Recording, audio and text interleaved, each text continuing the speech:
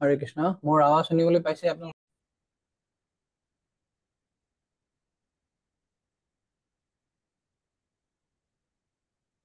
হৰে কৃষ্ণ। মোৰ আৱাজ শুনিবলৈ পাইছে আপোনালোকে? হৰে কৃষ্ণ গুৰু, হয় গুৰু। অ'কে। হৰে কৃষ্ণ। আমি আৰম্ভ কৰো মংগলাচৰণ লৈ পেলাই। ওম অজ্ঞানতিমিৰান্ধস্য জ্ঞানাঞ্জনশলাকয়া চক্ষুৰুন্মীলিतं येन তস্मै শ্ৰীগুৰৱে নমঃ। श्रीचैतन्यमनोभीष्टं स्थापितं येन भूतले स्वयं रूपः कदा मह्यं ददाति स्वपदान्तिकम्। वन्देऽहं श्रीगुरो श्रीयुतापदकमलं श्रीगुरून् वैष्णवांशं श्रीरूपं साग्रजातं सहगणा रघुनाथान्वितं तं सजीवं साद्वैतं सावधूतं परिजनसहितं कृष्णचैतन्यदेवं श्रीराधा कृष्णपादान् सहगणा ललिता श्रीविशाखान्वितं च नमो विष्णुपादाय कृष्णपृष्ठाय भूतले श्रीमते भक्तिवेदांत स्वामिनिति नामिने। नमस्ते सरस्वते देवे गौरवाणी प्रचारिणे निर्विशेष शून्यवादी पाश्चात्यदेशतारिणे। हे कृष्ण करुणा सिंधु दीनबंधु जगत्पते गोपेश गोपिका कांत राधा कांत नमस्तुते। तप्त कांचन गौरांगी राधे वृंदावनेश्वरी वृषभानुसुते देवी प्रणमामि हरिप्रिये। नीलाचल निवासाय नित्याय परमात्मने बलभद्र सुभद्राभ्यां जगन्नाथाय ते नमः। वृंदावै तुलसी देवै प्रियाय केशवस्य च विष्णु भक्ति प्रदे देवी सत्यवत्यै नमो नमः। वञ्चाकल्पतरुभ्यश्च कृपा सिन्धुभ्य एव च पतितानां पावनेभ्यो वैष्णवेभ्यो नमो नमः। जय श्री कृष्ण चैतन्य प्रभु नित्यानंद श्री अद्वैत गदाधर श्रीवासादि गौरभक्त वृंद। हरे कृष्णा कृष्णा कृष्णा हरे हरे हरे राम राम राम हरे हरे। ओम नमो भगवते वासुदेवाय। ओम नमो भगवते वासुदेवाय। ओम नमो भगवते वासुदेवाय। नारायणं नमस्कृतं नरं चैव नरोत्तमं देवीं सरस्वतीं व्यासं ततो जयमुदीरये। नष्टप्रायेषु अभद्रेषु नित्यं भागवत सेवया भगवती उत्तमश्लोके भक्तिर्भवति नैष्टिकीम्। कृष्णाय वासुदेवाय देवकी नन्दनाय च नन्दगोपकुमाराय गोविन्दाय नमो नमः। तमादिदेवं करुणानिधानं तमालवर्णं सुहितावतारम् अपार संसार समुद्र सेतुं भजामहे भागवत स्वरूपम्। श्रीमद्भागवतोऽख्यानं प्रत्यक्ष कृष्ण एव हि स्वीकृतोऽसि मया नाथ मुक्तस्थ भवसागरे। मनोरथो मदीयोऽयं सफला सर्वथा तया निर्विघ्नेनैव कर्तव्यो दासोऽहं तव केशव। मुखं करोति वाचालं पङ्गुं लङ्घयति गिरिं यत्कृपातमहं वन्दे श्रीगुरो दिनतारिणं परमानन्दमाधवं श्रीचैतन्यैश्वरम्। नमो विष्णुपादाय कृष्णपृष्ठाय भूतले श्रीमते जयपताका स्वामीति नामिने। नमो सज्जपादाय निताय कृपपदायिने गौरपथनहमनय नगरग्रामतारिणे। हरिः ओम तत्सत्। हरे कृष्ण। উপস্থিত সকলো বৈষ্ণৱী চৰণত মোৰ ধন্যবাদ প্ৰণাম। জগতগুৰু শিল প্ৰভুপাদ কি জয়। মই আপোনালোকৰ শ্ৰীচৰণত প্ৰণতি নিবেদন কৰিছো। আপোনালোক সকলোৱে মোক কৃপা কৰিব, আশীৰ্বাদ কৰিব, আপোনালোকে মোক ৰক্ষা কৰিব, ভৰণ পোষণ দিব, যাতে মই সঠিক সময়ত সঠিক ভাৱ, সঠিক শব্দ ব্যৱহাৰ কৰি শ্ৰীমদ ভাগৱতৰ কথা আলোচনা কৰাৰ শক্তি আপোনালোকৰ পৰা পাব পাৰো। বাঞ্ছা কল্পতৰুভ্যশ্চ কৃপা সিন্ধুভ্যেৱ চ পতিতানাং পাৱনেভ্যো বৈষ্ণৱেভ্যো নমো নমঃ। হৰে কৃষ্ণ। আপোনালোক সকলোকে ভাগৱত ৰসায়ন শৃংখলাৰ আজিৰ প্ৰবচনত স্বাগতম। তো যোৱা ক্লাছত আমি কি কি আলোচনা কৰিছিলো আপোনালোকে অলপমান ক'ব পাৰে, দুই এজনে কাৰ মনত আছে?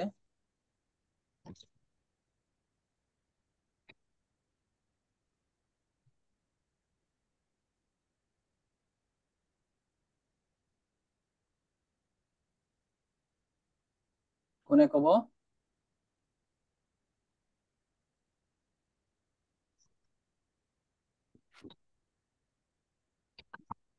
হৰে কৃষ্ণ প্ৰভু। হয় মাতাজী কওক। কি কয়, এই আগৰ ক্লাছত আপুনি হেৰি চেপ্টাৰ 4 নম্বৰ চেপ্টাৰৰ 4 নম্বৰ চেপ্টাৰটো আৰম্ভ কৰিছিলে। হয়। তাৰ আগতে আপুনি আগৰ ক্লাছৰ অলপ ৰিভিজন কৰিলে। যথাধিতম যথামতি গোস্বামী মুখৰ অনুগ্ৰহীসকল বৰ আনন্দিত। 1 নম্বৰ শ্লোকত আপুনি এই 1 নম্বৰ শ্লোকত শৌনক ঋষিৰ মানে ঋষি গুণাৱলী বৰ্ণনা হৈছে। সুত গোস্বামীৰ মুখত ভাগৱত শ্ৰৱণৰ কথা শুনি দীৰ্ঘকাল ব্যাপী যজ্ঞ অনুষ্ঠানত ব্যস্ত থকা সমস্ত ঋষিসকলৰ মাজৰ সকলো ফালৰ পৰাই প্ৰবীণ, জ্ঞানতো প্ৰবীণ আৰু বয়সতো তেওঁ প্ৰবীণ বিদ্যাঋষি শৌনক মুনিয়ে শ্ৰীযুত সুত গোস্বামীক অভিনন্দন জনাইছিলে। সুত হৈছে এটা জাতি। তেওঁলোকৰ কাৰ্য আছিল পুৰাণ আদি ইতিহাস অধ্যয়ন কৰা আৰু ব্যাখ্যা কৰা। সুত আছিল বৰ্ণসংকৰ, অৰ্থাৎ মাক আৰু দেউতাক আছিল দুটা কাষ্ঠৰ। সুত গোস্বামীৰ মাক আছিল বামুণী আৰু দেউতাক আছিল শংকৰ জাতি।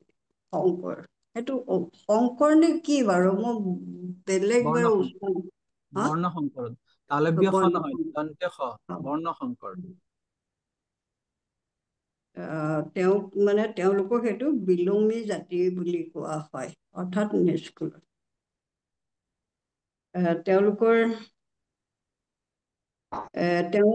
তেওঁলোকৰ গুণসমূহ মই হৈছো হেৰি সুত গোস্বামী কৈছে, মই হৈছো বিলোমী জাতৰ, তথাপিও মোৰ নিষ্কুলৰ গুণসমূহ নাশ হৈ গৈছিল যেতিয়া মই মহৎ লোকসকলৰ সেৱা কৰিছিলো, তেওঁলোকৰ কথা শ্ৰৱণ কৰিছিলো, তেওঁলোকৰ সংগ প্ৰভাৱত। তাৰমানে তেওঁলোকৰ সংগৰ প্ৰভাৱত সুত গোস্বামীৰ যিবিলাক নিষ্কুলৰ গুণ আছিলে সেইবিলাক নাশ হৈ গৈছিলে মহৎ লোকৰ সংগৰ প্ৰভাৱত। অৰ্থাৎ নিষ্কুলত উদ্ভৱ ব্যক্তি এজনৰ সকলো দুখৰ পৰা মুক্ত হয় যেতিয়া শুদ্ধ ভক্তৰ সংগ কৰে। উদাহৰণস্বৰূপে আপুনি চৈতন্য মহাপ্ৰভুৱে যে জবনকুলত জন্ম হোৱা হৰিদাস কথা কৈছিলে, যিহেতু হৰিদাসক তেওঁ নামাচাৰ্যৰ নামাকৰণ কৰিছিলে। এই শ্লোকৰ তাৎপৰ্যত প্ৰভুপাদে অত্যন্ত গুৰুত্ব সহকাৰে উল্লেখ কৰিছে যে এজন বক্তাই পূৰ্বতন আচাৰ্যসকলৰ অনুসৰণ কৰি সেই কথা নিজৰ উপলব্ধি অনুসাৰে ব্যাখ্যা কৰি উপস্থাপন কৰে, তেতিয়া সেই ব্যাখ্যা অধিক প্ৰভাৱশালী হৈ পৰে। উপলব্ধিৰ আকৌ আপুনি 3টা ভাগ কৈছে। ব্যক্তিগত উপলব্ধিৰ অৰ্থ এইটো নহয় যে পূৰ্বতন আচাৰ্যসকলৰ মৰ্যাদা লংঘন কৰি নিজক অহংকাৰ ভাৱে যাতে নিজৰ বিদ্যা জাহিৰ কৰাটো ব্যক্তিগত উপলব্ধিৰ হেৰিয়াত নপৰে।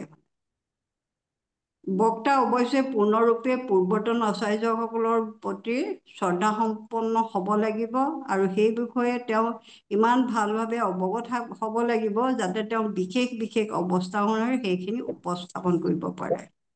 3 নম্বৰত কৈছিলে বিষয়বস্তুৰ কোনো ধৰণৰ অসৎ অৰ্থ কৰা কেতিয়াও উচিত নহয়। তথাপিও শ্ৰোতাসকলৰ বোধগম্যৰ বাবে সেয়া সহজ আৰু উৎসাহে বঢ়াবৰ বাবে উপস্থাপন কৰা উচিত। আচাৰ্যসকলে যিদৰে উপস্থাপন কৰিছে ঠিক সেইদৰে যেতিয়া আমি গ্ৰহণ কৰিম তেতিয়াহে আমি ভক্তি জীৱনত আগবাঢ়িব পাৰিম। অবৈষ্ণৱ মুখৰ পৰা কেতিয়াও ভাগৱত শুনিব নালাগে।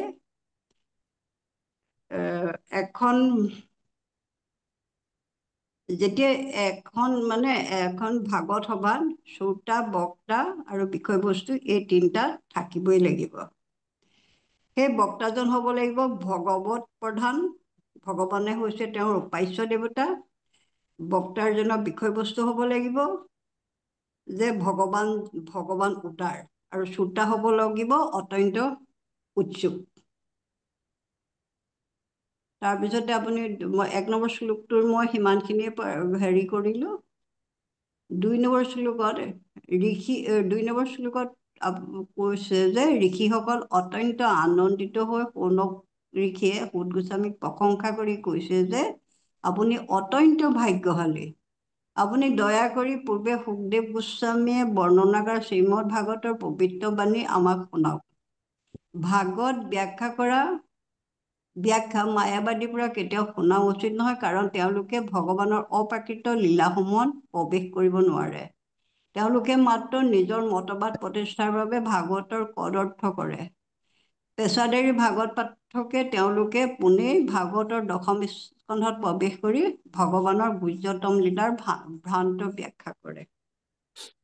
আৰু কোনোবাই ক'ব পাৰে? হৰে কৃষ্ণ। ঠিক আছে, ধন্যবাদ মাতাজী, খুব সুন্দৰভাৱে আপুনি ক'লে, ধন্যবাদ। আৰু কোনে ক'ব যোৱা ক্লাছৰ উপলব্ধি আপোনালোকৰ কি ভাল লাগিছিলে?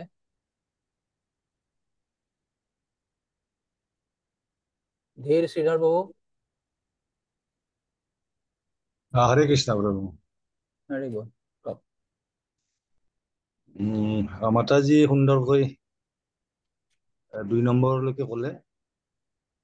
চতুৰ্থ অধ্যায় 3 নম্বৰ শ্লোকত আলোচনা হৈছিলে ব্যাসদেৱৰ বিষয়ে আলোচনা হৈছিল যে কোন ঠাইত আৰু কোন সময়ত তেওঁ সেই সম্বন্ধে আলোচনা কৰিছিল। আৰু এইবিলাক আলোচনা এইটো আলোচনা কৰা হৈছিল যে ব্যাসদেৱে যেতিয়া ব্যাসদেৱৰ 17খন পুৰাণ ৰচনা কৰাৰ পিছতো তেখেতে যেতিয়া অশান্ত অৱস্থাত আছিল সেই সময়ত নাৰদ মুনি তাত আগমন কৰে, আৰু নাৰদ মুনিয়ে ব্যাসদেৱক ভাগৱত পুৰাণ ৰচনা সংকলন কৰাৰ কাৰণে উপদেশ দিয়ে। তাৰপিছতে 4 নম্বৰ শ্লোকত 4 নম্বৰৰ পৰা 8লৈকে সুখদেৱ গোস্বামীৰ বিষয়ে প্ৰশ্ন, কৃষ্ণৰ কৰুণাৰ প্ৰকাশ যে পায় সেইবিলাক কথা আলোচনা কৰা হৈছিল। ইয়াতে উদাহৰণ দিয়া হৈছিল পুতনা উদ্ধাৰৰ ক্ষেত্ৰত কেনেকৈ তেওঁ উদ্ধাৰ কৰিছিল। পুতনা বধ নহয়, আচলতে পুতনাক উদ্ধাৰ কৰিছিল। মুক্ত জীৱ আৰু বদ্ধ জীৱৰ কাৰ্যৰ বৰ্ণনা, এইবিলাক বৰ্ণনা কৰা হৈছিল। আৰু মুক্ত জীৱবিলাক যিবিলাক কাৰ্য কৰে, বদ্ধ জীৱৰ বাবে স্বপ্নৰ নিচিনা, যে এই দুয়োটাকে কাৰ্যৰ বিপৰীত। উদাহৰণ আপুনি দিছিলে জ্বৰ ভৰতৰ উদাহৰণ দিয়া হৈছিল। 5 নম্বৰ শ্লোকত সুখদেৱ গোস্বামী যে 16 বছৰ মাকৰ গৰ্ভতে আছিল, কিয়নো এই ভয়তে যে মই মায়াৰ কবলত যাতে মই নপৰো। আৰু তেনেকৈ যেতিয়া তেওঁ সুখদেৱ গোস্বামী মাকৰ গৰ্ভৰ পৰা বাহিৰ হল, তেতিয়া কোনো সংস্কাৰ অবিহনে তেওঁ ঘৰৰ পৰা ওলাই গৈছিল। আৰু উলংগ অৱস্থাত বিনা বস্ত্ৰত যেতিয়া সুখদেৱ গোস্বামী তেনেকৈ গৈ থকা অৱস্থাত কিছুমান সৰোবৰত নাৰী গা ধুই আছিল, আৰু তেওঁলোকে সুখদেৱ গোস্বামী নগ্ন অৱস্থাত যোৱাটোকো তেওঁ লজ্জা নিবাৰণ কৰা নাছিল। কিন্তু এতিয়া ব্যাসদেৱে সুখদেৱ গোস্বামী তেনেকৈ ঘৰৰ পৰা বাহিৰ হোৱাৰ পিছত পিছে পিছে হে পুত্ৰ বুলি পিছে পিছে গৈছিল। কিন্তু সেই সময়ত সেই স্নান কৰি থকা নাৰীবিলাকে তেওঁলোকৰ লজ্জা নিবাৰণৰ কাৰণে বস্ত্ৰ ধাৰণ কৰিছিল। তো ইয়াৰ কাৰণটো বুজাইছে যে সুখদেৱ আছিল মুক্ত পুৰুষ, তেওঁৰ সেই বিষয়ে কোনো তাৰ চিন্তা ধাৰণা নাছিল। কিন্তু ব্যাসদেৱ এজন বৰ্ণাশ্ৰম ধৰ্ম পালন কৰি গৃহস্থ ধৰ্মত আছিল। সেইবাবে এই শিক্ষাটো দিয়াৰ কাৰণে নাৰীবিলাকে বস্ত্ৰ ধাৰণ কৰিছিল। তত্ত্বগত হিচাপে আমি জীৱ সকলোৱে স্ত্ৰীৰ প্ৰকৃতি, পুৰুষ হৈছে একমাত্ৰ কৃষ্ণ। ব্ৰহ্মা আৰু এই বিষয়ে আলোচনা কৰিছিল যেতিয়া এই মায়াময় মহত যাতে জীৱ যে থাকে, তেওঁ নিজৰ যিটো কামনা বাসনা চৰিতাৰ্থ কৰাৰ কাৰণে সৃষ্টিৰ পূৰ্বতে ব্ৰহ্মাই 5 প্ৰকাৰৰ মোহ সৃষ্টি কৰিছিল। আৰু সেই 5 প্ৰকাৰৰ মোহ আছিল তম, মোহ, মহামোহ, তামিশ্ৰ আৰু অন্ধ তামিশ্ৰ।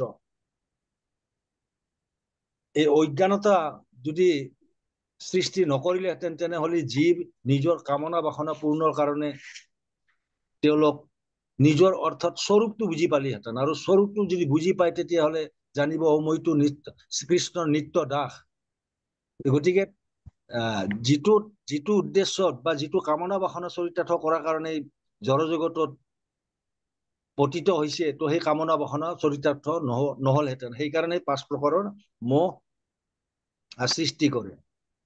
আৰু ইয়াৰ লগতে আলোচনা কৰা হৈছিল যে আহাৰৰ বিষয়ে। যেতিয়ালৈকে আহাৰ আমাৰ, অৰ্থাৎ এইটো মইয়ে প্ৰশ্ন কৰিছিলো, তাৰ প্ৰশ্নৰ উত্তৰত আপুনি এইটো উত্তৰ দিছিল যে আহাৰ যেতিয়ালৈকে আমাৰ শুদ্ধি নহয়, আহাৰ শুদ্ধ শতশুদ্ধি, শতশুদ্ধ ধ্ৰুৱ স্মৃতি, স্মৃতিৰদ্ধে বিপ্ৰমক্ষে সৰ্ব গ্ৰন্থি নাম। তো ইমানলৈকে প্ৰভু সিদিনাখন ক্লাছটোত আলোচনা হৈছিল। আৰু তাৰপিছতে এই 5 নম্বৰ শ্লোকতে ভাগৱতমৰ ক্লাছটোৰ বিশ্ৰাম দিয়া হয়। হৰে কৃষ্ণ প্ৰভু। হৰে কৃষ্ণ, ধন্যবাদ। খুব সুন্দৰভাৱে আপোনালোক দুজনে ক'লে। তো আমি তৃতীয় অধ্যায় শেষ কৰাৰ পিছত যোৱা ক্লাছত চতুৰ্থ অধ্যায়ত প্ৰৱেশ কৰিছিলো। চতুৰ্থ অধ্যায়ত শৌনক ঋষিৰ গুণাৱলী বৰ্ণনা কৰা হৈছিলে। এজন বক্তাক কেনেকে প্ৰশংসা কৰিব লাগে সেইটো সম্বন্ধে আলোচনা কৰা হৈছিলে। আৰু তাৰপিছত ব্যক্তিগত উপলব্ধি সম্বন্ধে আমি বিশদভাৱে আলোচনা কৰিছিলো। ব্যক্তিগত উপলব্ধি ছিল বহুপাদে কৈছে যে আমি আমাৰ নিজৰ পাণ্ডিত্য জাহিৰ কৰাৰ কাৰণে পূৰ্বতন আচাৰ্যসকলক আমি মৰ্যাদা লংঘন কৰি তেওঁলোকক হেয় জ্ঞান কৰি আমি কেতিয়াও নিজৰ জ্ঞান জহাব নালাগে। আমি কেতিয়াও আমাৰ পূৰ্বতন আচাৰ্যসকলৰ বিকল্প হ'ব নোৱাৰো, আমি তেওঁলোকৰ প্ৰতিনিধিহে হ'ব পাৰো। We cannot become replacement, but we are their representatives.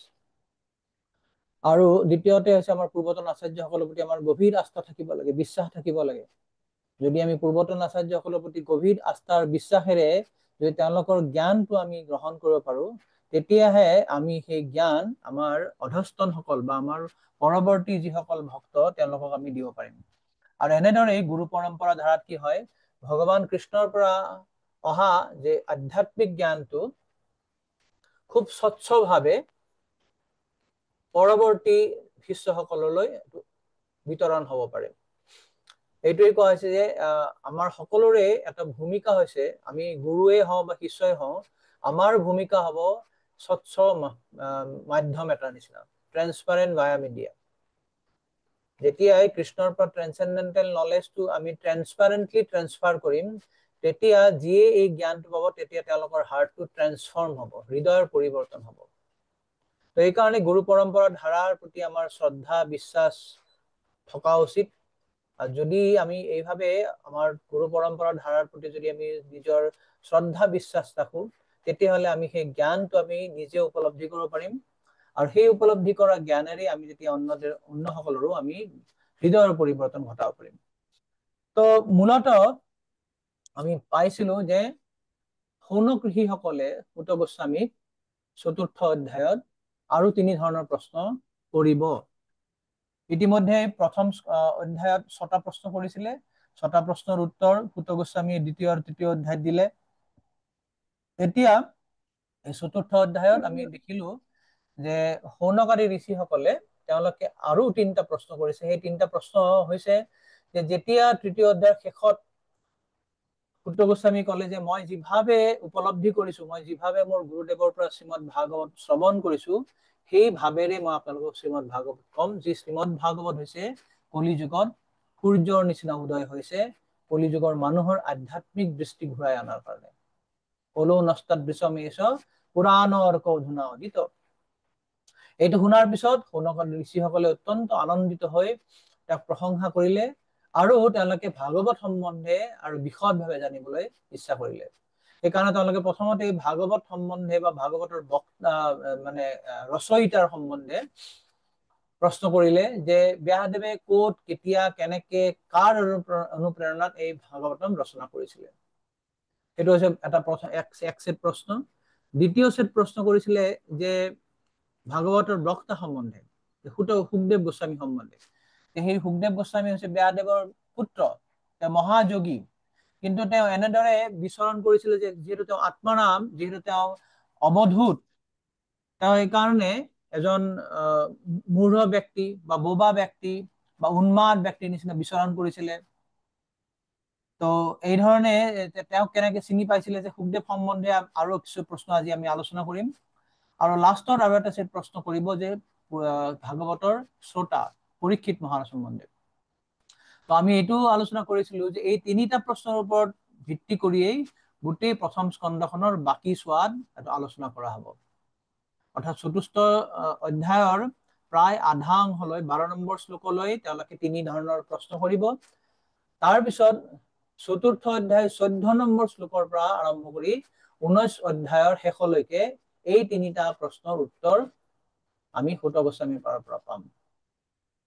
তাৰপিছত এইটো আলোচনা কৰা হৈছিলে যে 19 অধ্যায়ৰ শেষত যেতিয়া সুখদেৱ গোস্বামীৰ লগত মিলন হয় প্ৰথমতেই পৰীক্ষিত মহাৰাজৰ, তেতিয়া পৰীক্ষিত মহাৰাজে আৰু দুটা প্ৰশ্ন কৰিব তেওঁ সুখদেৱ গোস্বামীক যে আমি কেনেকে জীৱন ধাৰণ কৰিব লাগে আৰু আমি কেনেকে জীৱন ত্যাগ কৰিব লাগে, হাউ টু লিভ আৰু হাউ টু লিভ। এই জীৱনত আমি কেনেকে থাকিব লাগে, জীৱন কালচত আমি কি ধৰণৰ কাম কৰিব লাগে, কি কৰিব লাগে, কি শুনিব লাগে, কি শুনিব নালাগে, আৰু এজন ম্ৰিয়মান ব্যক্তিয়ে, মুমূৰ্ষু ব্যক্তি কি কৰা উচিত। এই দুটা প্ৰশ্নৰ ওপৰত ভিত্তি কৰিয়েই দ্বিতীয় স্কন্ধৰ পৰা একেবাৰে দ্বাদশ স্কন্ধলৈকে গোটেই ভাগৱতমত এই দুটা প্ৰশ্নৰ ওপৰতে উত্তৰ দিব সুখদেৱ গোস্বামী। তো যোৱা ক্লাছলৈকে আমি পঞ্চম অধ্যায়ত পঞ্চম শ্লোকলৈ আলোচনা কৰিছিলো। হৰে কৃষ্ণ প্ৰভু, হৰে কৃষ্ণ প্ৰভু, মই এটা মানে মোক ক্লিয়াৰ এটা কৰি দিয়কচোন।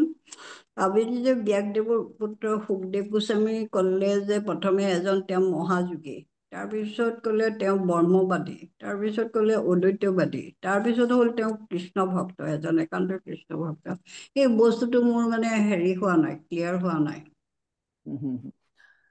যোগী মানে হৈছে, যোগ মানে কি? যোগ মানে হৈছে যিয়ে পৰমাত্মাৰ লগত সংযোগ ঘটাবলৈ চেষ্টা কৰে। যোগৰ অৰ্থটো হৈছে আত্মাই পৰমাত্মাৰ লগত সংযোগ ঘটোৱা। এতিয়া যোগৰ পন্থা বহুত কেইটা আছে। আত্মাই পৰমাত্মাৰ লগত সংযোগ হোৱাৰ পন্থা বহুত কেইটা। কৰ্ম যোগৰেও পৰমাত্মাৰ লগত সংযোগ হোৱাৰ চেষ্টা কৰিব পাৰে কোনোবাই, জ্ঞান যোগৰে চেষ্টা কৰে বহুতে, যে জ্ঞানৰ মাধ্যমেৰে তেওঁলোকে পৰমাত্মা সম্বন্ধে জানিব বিচাৰে। ধ্যান যোগেৰে পৰমাত্মাৰ লগত সংযোগ ঘটাবৰ চেষ্টা কৰে, আৰু ভক্তি যোগেৰে। আমি ভগৱত গীতাত আমি পাইছো যে কৰ্মযোগ, জ্ঞান যোগ, ধ্যান যোগ, ভক্তি যোগ, এইকেইটা যোগৰ কথা পাইছো। গতিকে এইসকলক অধ্যাত্মবাদী বুলি কোৱা হয় বা ট্ৰেন্সেন্ডেন্টেলিষ্ট বুলি কোৱা হয়।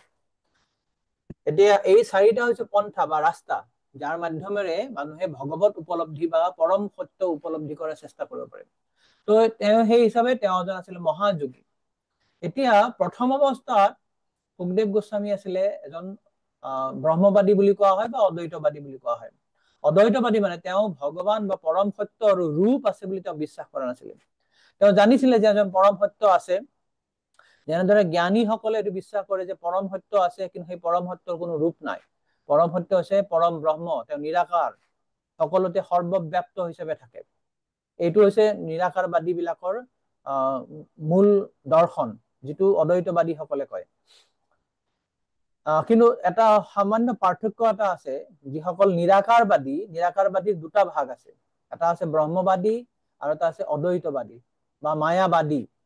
বেচিকেলি দুইজনেই অদ্বৈতবাদী, আৰু তেওঁলোকে ভাবে যে জীৱ আৰু ভগৱান একেই, অদ্বৈত। তাত কোনো ভেদ নাই।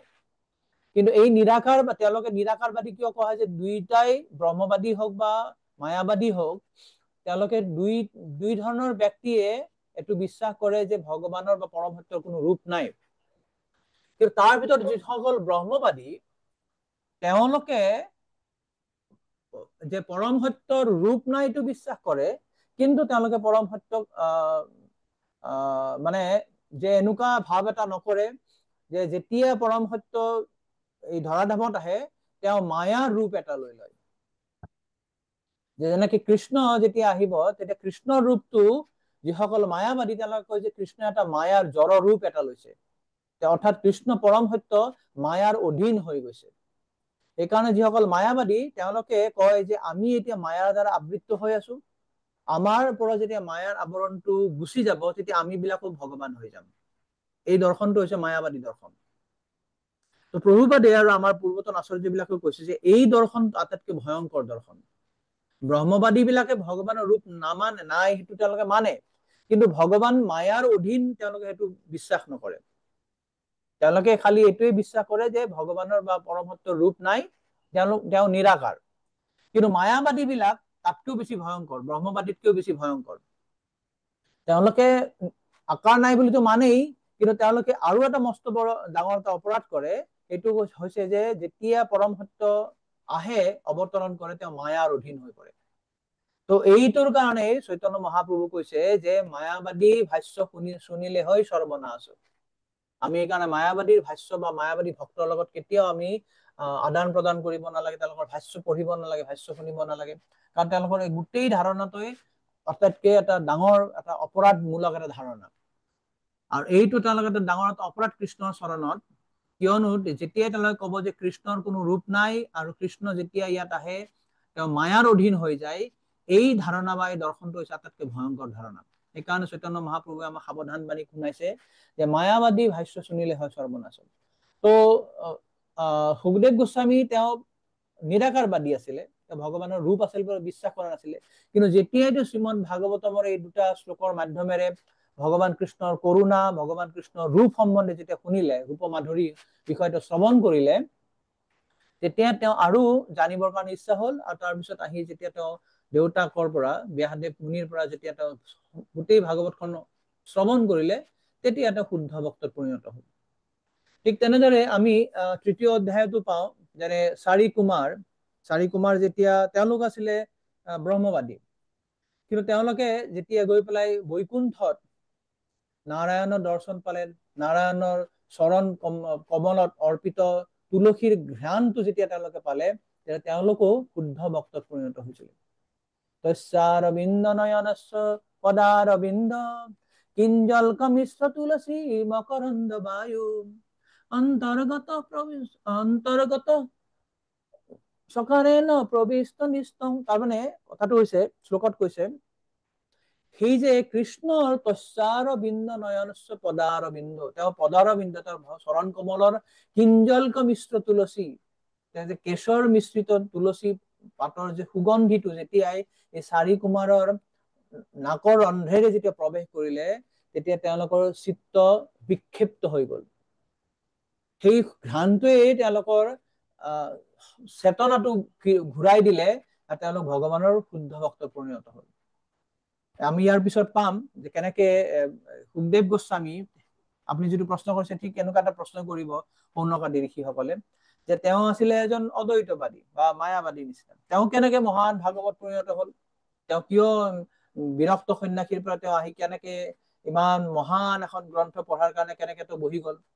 তো সেইটোৱে কব যে ভগৱানৰ এনেকুৱা মহান অদ্ভুত কিছুমান গুণ, আত্মা ৰামস্য মুনয় নিৰ্গ্ৰন্থা অপিয়ৰুক্ৰমে কুৰ্বন্তী হয়তো কি ভক্তিম ইত্থম ভূত গুণ হৰি। হৰিৰ এনেকুৱা অদ্ভুত অদ্ভুত গুণ আছে যে যিসকল অদ্বৈতবাদী, মায়াবাদী বা যিসকল নাস্তিক তেওঁলোকে ভগৱানৰ ভক্তত পৰিণত হয়। আমি জানো শ্ৰী চৈতন্য মহাপ্ৰভু যেতিয়া বাৰাণসীত গৈছিলে, সেই সময়ৰ ভাৰতৰ আটাইতকৈ যে মহান যিসকল মায়াবাদী সন্যাসী আছিলে, তেওঁলোকো চৈতন্য মহাপ্ৰভুৰ শৰণাগত হৈ তেওঁৰ ভক্তত পৰিণত হৈছিলে। তো এইটোৱে হৈছে ভগৱানৰ মহিমা, ভগৱানৰ ভক্তৰ মহিমা, ভগৱানৰ কথাৰ মহিমা। তো এইকাৰণেই এনেকেই সুখদেৱ গোস্বামীয়ে তেওঁ শেষত গৈ পেলাই মহান ভক্ত। আমি ইয়াৰ পিছত আকৌ পাম ধুনীয়াকে যে তেওঁ বিষ্ণু জনপ্ৰিয় হৈছিলে, ভগৱানৰ ভক্তৰ প্ৰিয় ব্যক্তিত পৰিণত হৈছিলে। আগতে ভগৱানৰ ভক্তৰ লগত কোনো ধৰণৰ আদান প্ৰদান নাছিল, কিন্তু সেই অদ্বৈতবাদী বা ব্ৰহ্মবাদী সুখদেৱ গোস্বামীও শেষত গৈ পেলাই তেওঁ বিষ্ণু জনপ্ৰিয়। আমি শ্লোক এটা পাম, ইয়াৰ পিছত সপ্তম অধ্যায়ত এইটো পাম। ঠিক আছে মাতাজী, হৰে কৃষ্ণ। ঠিক আছে প্ৰভু, হৰে কৃষ্ণ, থেংক ইউ। হৰে কৃষ্ণ। আমি শ্ৰীমদ ভাগৱত Thank you. মাহাত্ম্যটো আমি পঢ়ো। মহাৰাজোপসাৰস্তৈ শ্ৰীমদ ভাগৱতম সুতম শৃণ্বন্তি যে নৰা ভক্ত্যা তেষাং বশ্যো ভৱাম্যহম।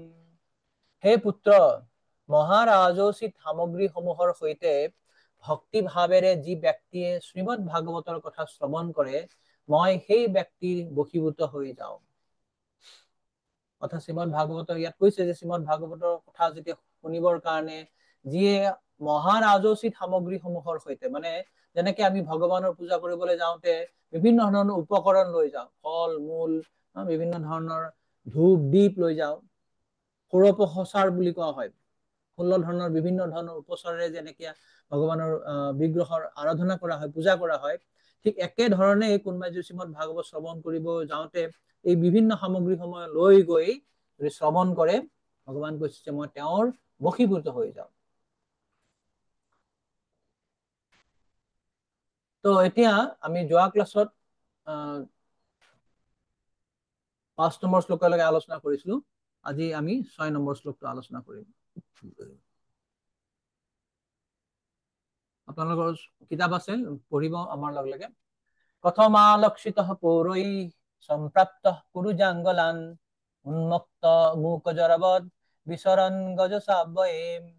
অনুবাদ: কুৰু আৰু জাংগল প্ৰদেশত ঘূৰি ফুৰাৰ পাছত এজন উন্মাদ, বোবা আৰু নিৰ্বোধ মানুহৰ দৰে লগা অৱস্থাৰে হস্তিনাপুৰ, মানে বৰ্তমান দিল্লী নগৰত উপস্থিত হলত নাগৰিকসকলে তেওঁক, শ্ৰীল ব্যাসদেৱৰ পুত্ৰ শ্ৰীল শুকদেৱক কেনেকৈ চিনি পালে? তো ইয়াৰ আগতে আমি পাইছিলো যে যেতিয়া সুখদেৱ গোস্বামী তেওঁৰ জন্ম হল, জন্ম হোৱাৰ পিছত তেওঁ কোনো ধৰণৰ সংস্কাৰ নোহোৱাকে ঘৰৰ পৰা ওলাই আহিছিলে। তেওঁৰ সন্ন্যাস সংস্কাৰ হোৱা নাছিলে, উপনয়ন সংস্কাৰ হোৱা নাছিলে, যাৰ কাৰণে তেওঁৰ পিতৃদেৱে কাতৰ হৈ পেলাই পুত্ৰেদি তন্ময়তয়া তৰ অভিবিনেদু, হে পুত্ৰ বুলি যেতিয়া তেওঁ কান্দি কান্দি পিছত আহিছিলে, তো তেওঁ ঘৰৰ পৰা ওলাই আহিলে। এইভাৱে তেওঁ ঘূৰি ফুৰিছে চাৰিওফালে তেওঁ উন্মাদৰ দৰে ঘূৰি ফুৰিছিল। উন্মাদ মানে হৈছে পাগল, অসমীয়া ভাষাত পাগল বুলি কয়। তো এনেকে তেওঁ ঘূৰি ফুৰিছিল যে সাধাৰণ মানুহ দেখিলে যে পাগল মানুহ, নগ্ন মানুহ, উন্মত্ত মানে হৈছে উন্মাদ মানে পাগল, মুক মানে বোবা মানে কথা কব পাৰে তেওঁ, কিন্তু যেতিয়া মানুহ তেওঁ কিবা সুধিব, মানুহে সাধাৰণতে কি সোধে? আপোনাৰ ভালনে? ক'ৰ পৰা আহিছে আপুনি? কি খাব? ক'ত যাব? তো জড়জাগতিক যেতিয়া কথা কয়, এজন সাধুৱে কেতিয়াও সেই ধৰণৰ কথাত গুৰুত্ব নিদিয়ে বা তেওঁ বেছি আনন্দ নাপায়। সেইকাৰণে সাধাৰণতে যিসকল খুব উচ্চ স্তৰৰ ভক্ত, সাধাৰণ মানুহৰ লগত কেতিয়াও কথাৰ আদান প্ৰদান নকৰে, আলোচনা নকৰে। সেইকাৰণে এনেকুৱা ভাৱ হয় যেন সেই ধৰণৰ ভক্তজন এজন বোবা, কথা কব নোৱাৰে। সেইটো হৈছে মূক, উন্মত্ত মূক জড়বৎ। জড়বৎ মানে হৈছে মূৰ্খ মানুহ। তো তাকেই কৈছে যে এই ধৰণৰ এজন মানুহ যেতিয়া তেওঁ ঘূৰি ফুৰিছিলে, এনেকুৱা লগা হৈছিল যে তেওঁ এনেতে ঘূৰি ফুৰিছিলে, কিন্তু তেওঁ কেনেকে চিনি পালে? এই ধৰণৰ তেওঁ যে সুখদেৱ গোস্বামী তেওঁক এই যে হস্তিনাপুৰৰ যে বাসিন্দাসকলে তেওঁক কেনেকে চিনি পালে? চিনি পোৱাত কিয় অসুবিধা হৈছে? অসুবিধাটো এইটোৱে হৈছে যে তেওঁ এজন উন্মাদ ব্যক্তি বা এজন বোবা ব্যক্তি বা নিৰ্বোধ ব্যক্তিৰ নিচিনা তেওঁ বিচৰণ কৰিছিলে। তো আমি পাওঁ শ্ৰীমদ ভাগৱতৰ 5ম স্কন্ধত আমি পাম ঋষভদেৱৰ কথা পাম, ঋষভদেৱ মহাৰাজৰ কথা। তো ঋষভদেৱ মহাৰাজে যেতিয়া তেওঁ শাসন কালত শেষত তেওঁৰ ৰাজ্যভাৰ তেওঁৰ ৰজা পুত্ৰ ভৰতক দি থৈ গৈছিলে, তাৰপিছত তেওঁ গোটেই তেওঁৰ ৰাজ্যত অৱধূতৰ নিচিনা তেওঁ বিচৰণ কৰিছিলে, যে উন্মাদৰ নিচিনা নগ্ন হৈ পেলাই চাৰিওফালে বিচৰণ কৰিছিলে, আৰু মানুহে তেওঁক চিনি নাপাই পেলাই তেওঁক বিভিন্ন ধৰণৰ অত্যাচাৰ কৰিছিলে। কোনোবাই পাথৰ দলিয়াই, কোনোবাই তেওঁৰ ওপৰত পেচ্ছাব কৰে, কোনোবাই ওপৰত তেওঁ বিস্তাপ প্ৰয়োগ কৰে, কিন্তু তেওঁ নিৰ্বিকাৰ আছিলে। অৱশেষতে অজগৰ বৃত্তি পালন কৰিছিলে। অজগৰ বৃত্তি মানে অজগৰ সাপ যেনেকে এঠাইত পৰি থাকে, অজগৰ সাপে খাবলৈ নাযায়, এঠাইত পৰি থাকিব, তাৰ মুখৰ আগেৰে যদি কোনোবা খোৱা বস্তু যায়, তেতিয়া যদি ভোক লাগে তেতিয়াহ'লে মুখখন মেলি পেলাই বস্তুটো খাই দিয়ে, সেই প্ৰাণীটোক খাই দিয়ে। ঠিক তেনেকে অজগৰ বৃত্তিটো হৈছে যে সেই ব্যক্তিজনে তেওঁ খোৱাৰ কাৰণে ক'তো ঘূৰি নুফুৰে, তেওঁ এঠাইতে বহি থাকিব বা পৰি থাকিব, কোনোবাই যদি আহি তেওঁক কিবা দিয়ে তেতিয়া তেওঁ সেইটো গ্ৰহণ কৰিব। তো এনেধৰণৰ যিসকল উন্নত স্তৰৰ ভক্ত, তেওঁলোকে উন্মত্ত মুখ অজৰবত তেওঁলোকে ঘূৰি ফুৰে। তো শিল প্ৰভুপাদে খুব সুন্দৰকে ইয়াতে কথা কৈছে, তাৎপৰ্য দেখিবলৈ পাওঁ আমি। কোনোবা জনে পঢ়ক এইটো।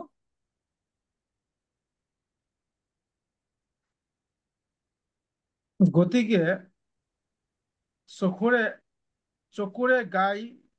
চকুৰে চাই পেহাই এজন সাধুক চিনি পাব নোৱাৰি, তেওঁৰ মুখ নিশ্চিত বাণী শ্ৰৱণ কৰিলেহে তেওঁক বুজিব পাৰি। সেয়েহে চকুৰে দৰ্শন কৰাৰ কাৰণে কোনো সাধু বা মহাত্মাৰ ওচৰলৈ যোৱা উচিত নহয়, তেওঁৰ শ্ৰীমুখৰ কথা শুনিবৰ বাবেহে যাব লাগে। যদি সাধুৰ উপদেশ শুনিবলৈ আগ্ৰহ নাথাকে, তেনেহলে কেৱল সাধুক দৰ্শন কৰি কোনো লাভ নহয়। হৰে কৃষ্ণ। তো কি কৈছে ইয়াতে শিল প্ৰভুপাদে, যে আমি এজন সাধুক কেৱল আমি চকুৰে চাই পেলাই বুজি নাপাওঁ। যেনেকৈ সাধুটো বাদ দিয়ক, আমি সাধাৰণ জনজাগতিক কথা বতৰা বিলাকতো আমি কেৱল চকুৰে চাই পেলাই আমি বুজাৰ চেষ্টা কৰিব নোৱাৰো। যেনেকে ধৰক কাৰোবাৰ আপোনাৰ ঘৰৰ ওচৰত প্ৰতিবেশীৰ ঘৰত যদি কিবা শব্দ এটা হৈছে, হয়তো কোনোবাই ক'ব তেওঁৰ পাকঘৰত হয়তো প্ৰেচাৰ কুকাৰত হুইচেল মাৰিছে, কোনোবাই ক'ব যে নহয় কিবা এটা ফাটিছে, বোম ফাটিছে।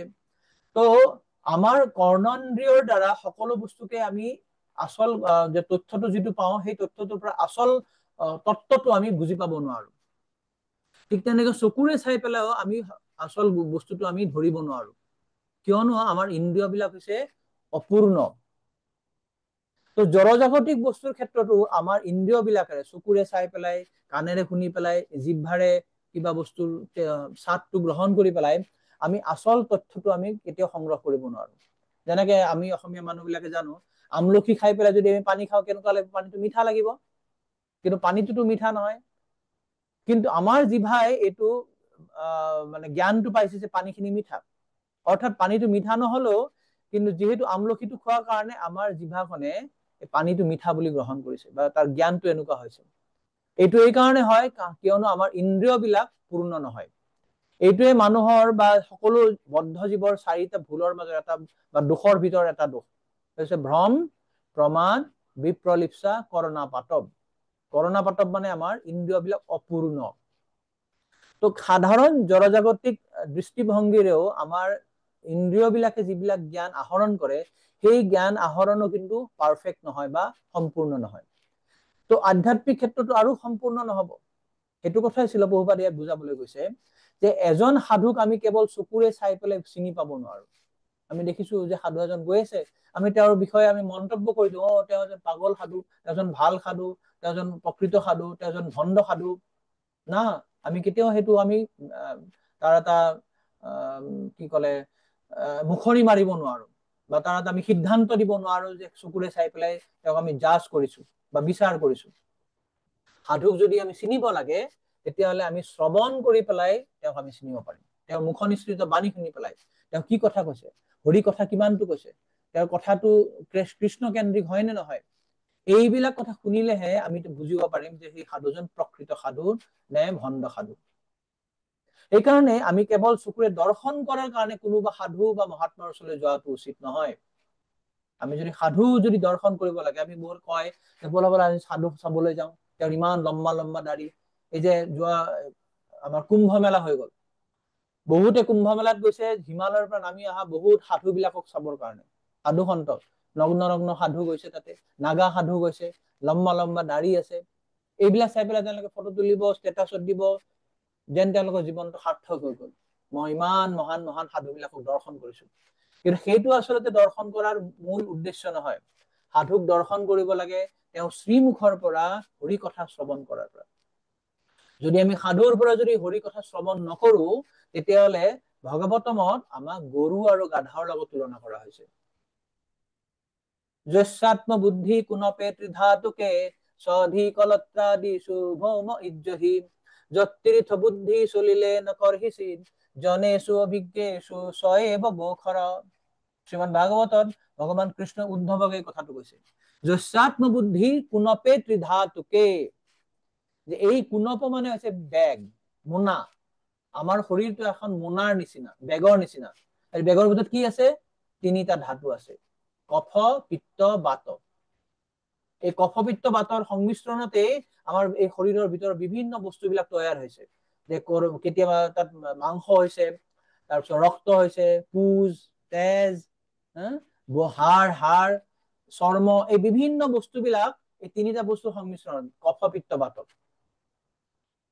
কিন্তু এইটো এটা কি কৰা হৈছে, ধুনীয়া এটা বেগৰ ভিতৰত ভৰাই থোৱা হৈছে। কাৰোবাৰ মানে সেই বেগটো দেখাত ধুনীয়া বগা, কাৰোবাৰ কলা, কাৰোবাৰ হয়তো কিচকিচিয়া কলা, কাৰোবাৰ ধুনীয়া ঢকঢকীয়া বগা।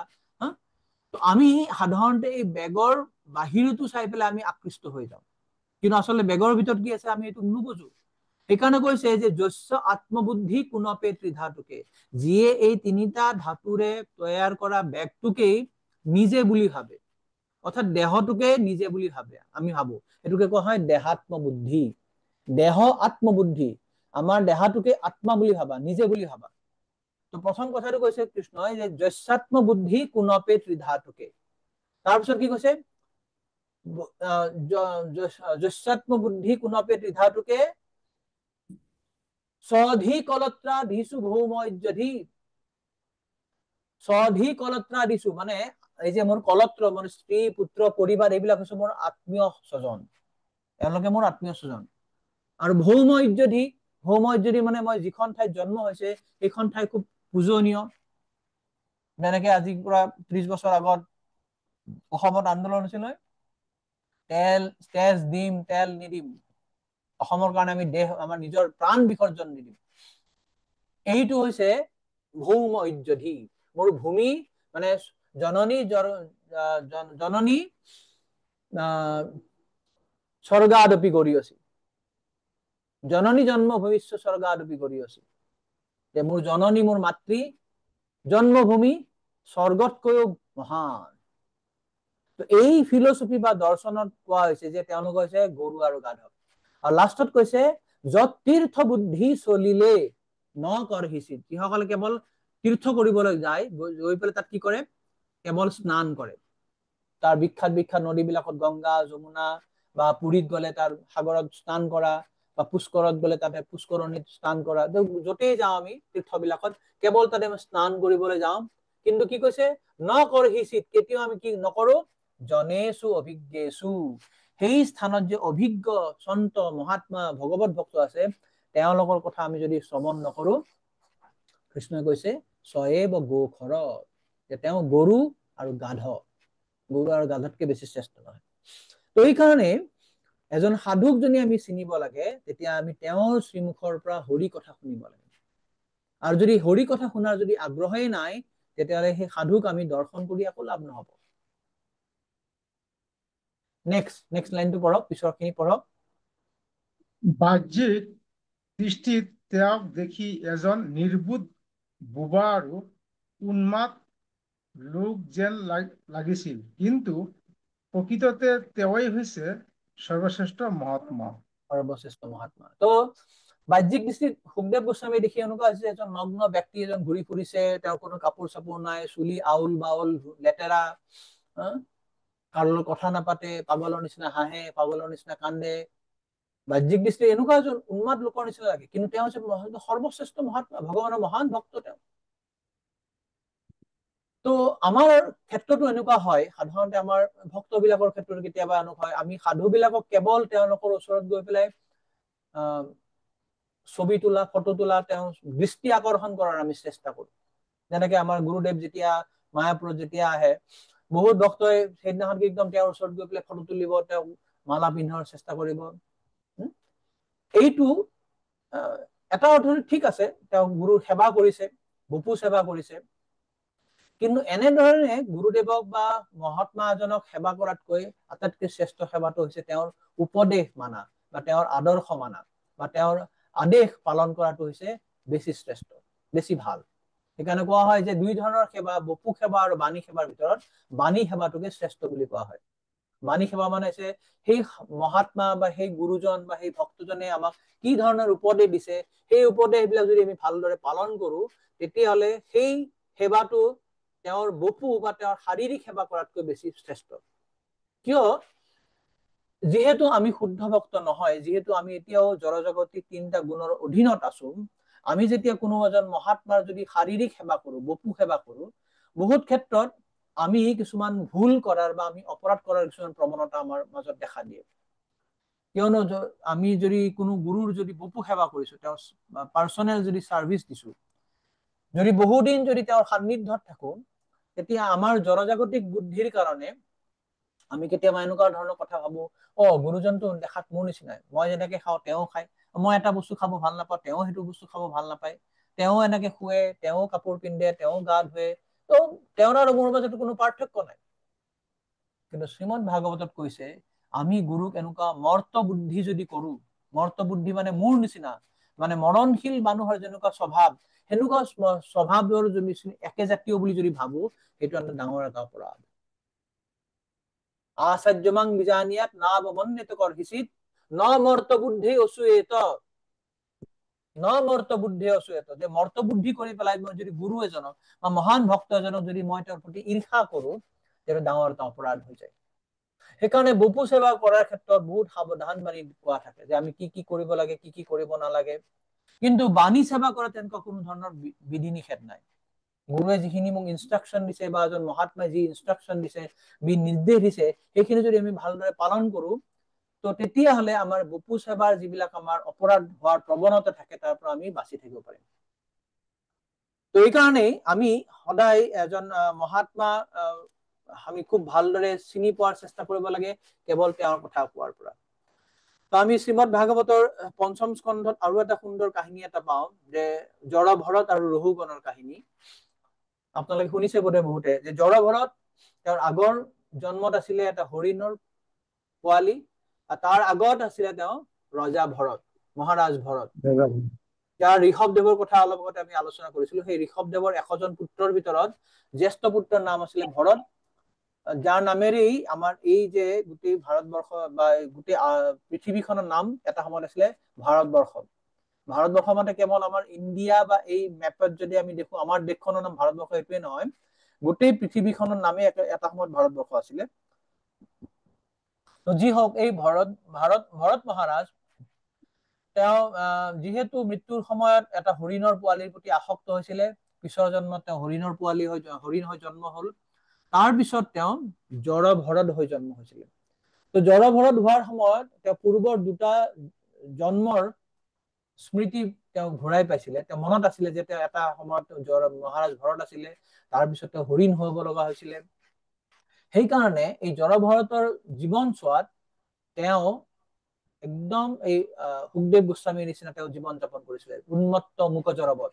তেওঁ পাগলৰ নিচিনা আচৰণ কৰিছিলে, কাৰো লগত কথা পতা নাছিলে, বোবাৰ নিচিনা আছিলে, কোনোবাই কিবা সুধিলে কয়, এনেই কিছু কথা নকয়।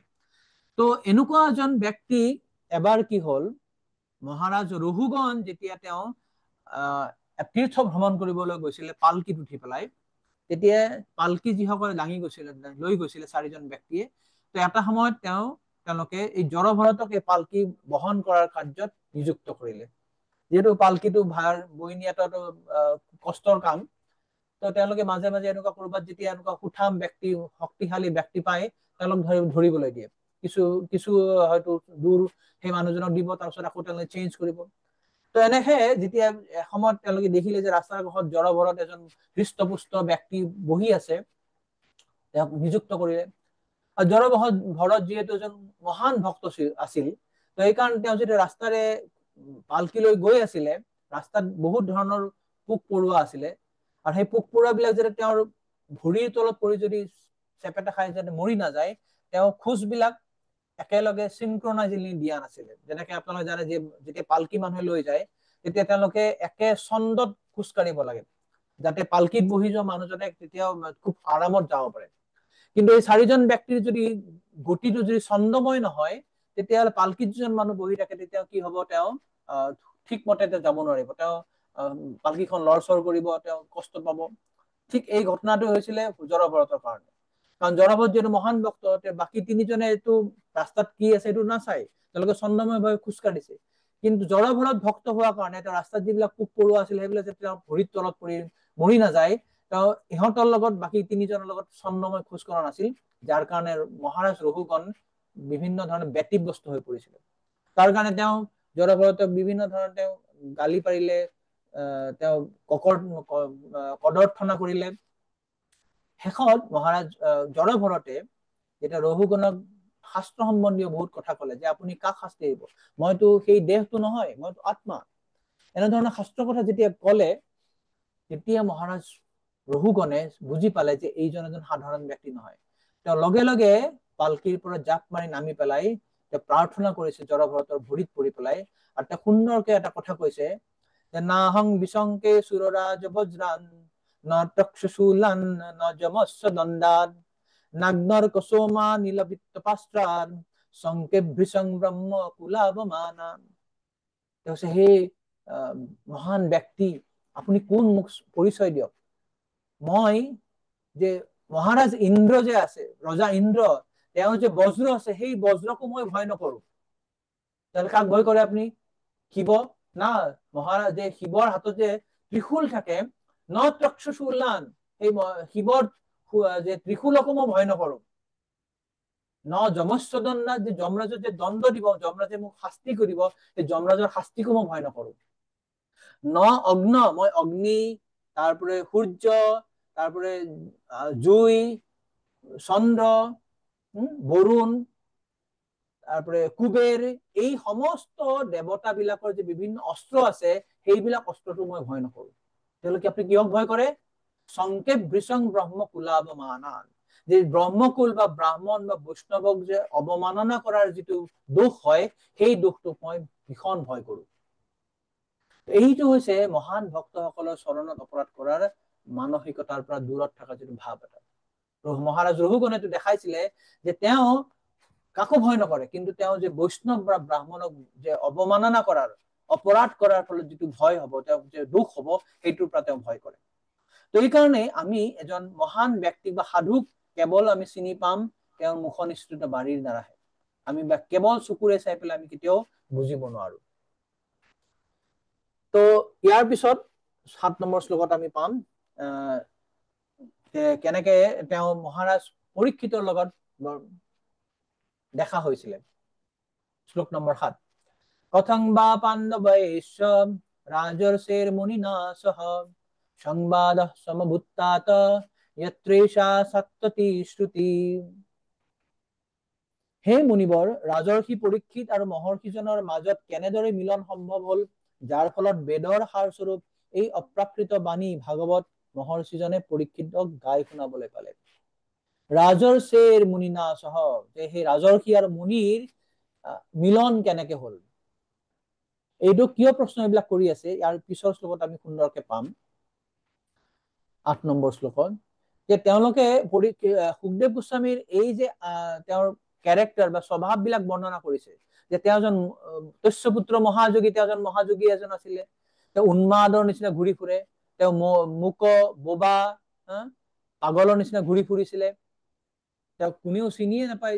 কুৰুজাঙ্গলত যে হস্তিনাপুৰত যেতিয়া তেওঁ আহি পালে, কোনেও তেওঁক চিনি নাপায় যে এজন মহান ব্যক্তি বুলি, তেওঁ সকলোৱে ভাবিছে পাগলৰ ব্যক্তি নিচিনা। তো তেওঁ আহি পেলাই কেনেকে এজন ৰাজৰ্ষি, যে মহান ৰজা পৰীক্ষিতৰ লগত কেনেকে তেওঁ মিলন হল, আৰু কেনেকেই বা তেওঁ শ্ৰীমদ ভাগৱত কলে। তো এইটোৰ প্ৰশ্ন তেওঁলোকে সুত গোস্বামী কৰিছে, যে কেনেকে এনেকুৱা ধৰণৰ এজন ব্যক্তিয়ে পৰীক্ষিত মহাৰাজক লগ পাই পেলাই শ্ৰীমদ ভাগৱত কবলৈ ধৰিলে। নেক্সট 8 নম্বৰ শ্লোক, স্বগোদহন মাত্ৰম হি গৃহেষু গৃহমেধিনাম অবক্ষেত মহাভাগ তীৰ্থি কুৰ্মং স্তদাশ্ৰমম। তেখেতৰ শ্ৰীল সুখদেৱ গোস্বামীৰ এনে অভ্যাস আছিল যে গৃহস্থ শ্ৰমীসকলৰ ঘৰলৈ গলে তেখেত সেইখন ঘৰত গাই এজনী খীৰাবলৈ যিমান সময় লাগে কেৱল সিমান সময়ৰ বাবেহে অপেক্ষা কৰিছিলে আৰু কেৱল ঘৰখনক পবিত্ৰ কৰাৰ নিমিত্তেই তেওঁৰ সেই কাৰ্য সম্পাদন কৰিছিলে। তো এই যে প্ৰশ্নটো কৰিলে যে তেওঁ কিয় এনেকুৱা ধৰণৰ আচৰণ কৰিছে, সেইটোকে আকৌ খুব সুন্দৰভাৱে ব্যাখ্যা কৰিবৰ কাৰণে তেওঁলোকে এই প্ৰশ্নটো কৰি এই কথাটো কৈছে, স্ববোধন মাত্ৰম হি। কাৰণ সুখদেৱ গোস্বামীৰ এনেকুৱা কোনো ট্ৰেক ৰেকৰ্ড নাই, এনেকুৱা কোনো হিষ্ট্ৰী নাই, ইতিহাস নাই যে তেওঁ গৈ পেলাই মানুহৰ লগত বহুত দেৰি সময়ৰ পিছত ঘন্টা কথা পাতি থাকিব।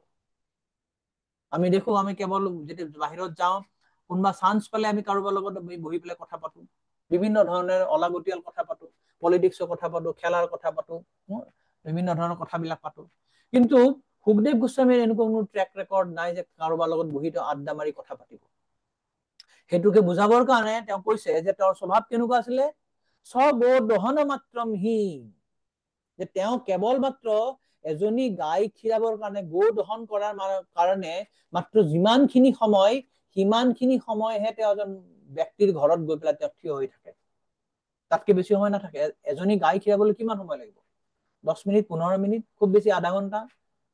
নিৰ্ভৰ কৰিব গাইজনী কিমান গাখীৰ দিয়ে, কেই লিটাৰ গাখীৰ দিয়ে। কোনোবা গায়ে হয়তো আধা লিটাৰ গাখীৰ দিব, কোনোবা হয়তো 4 লিটাৰ দিব, কোনোবা গায়ে হয়তো 10 লিটাৰ গাখীৰ দিব।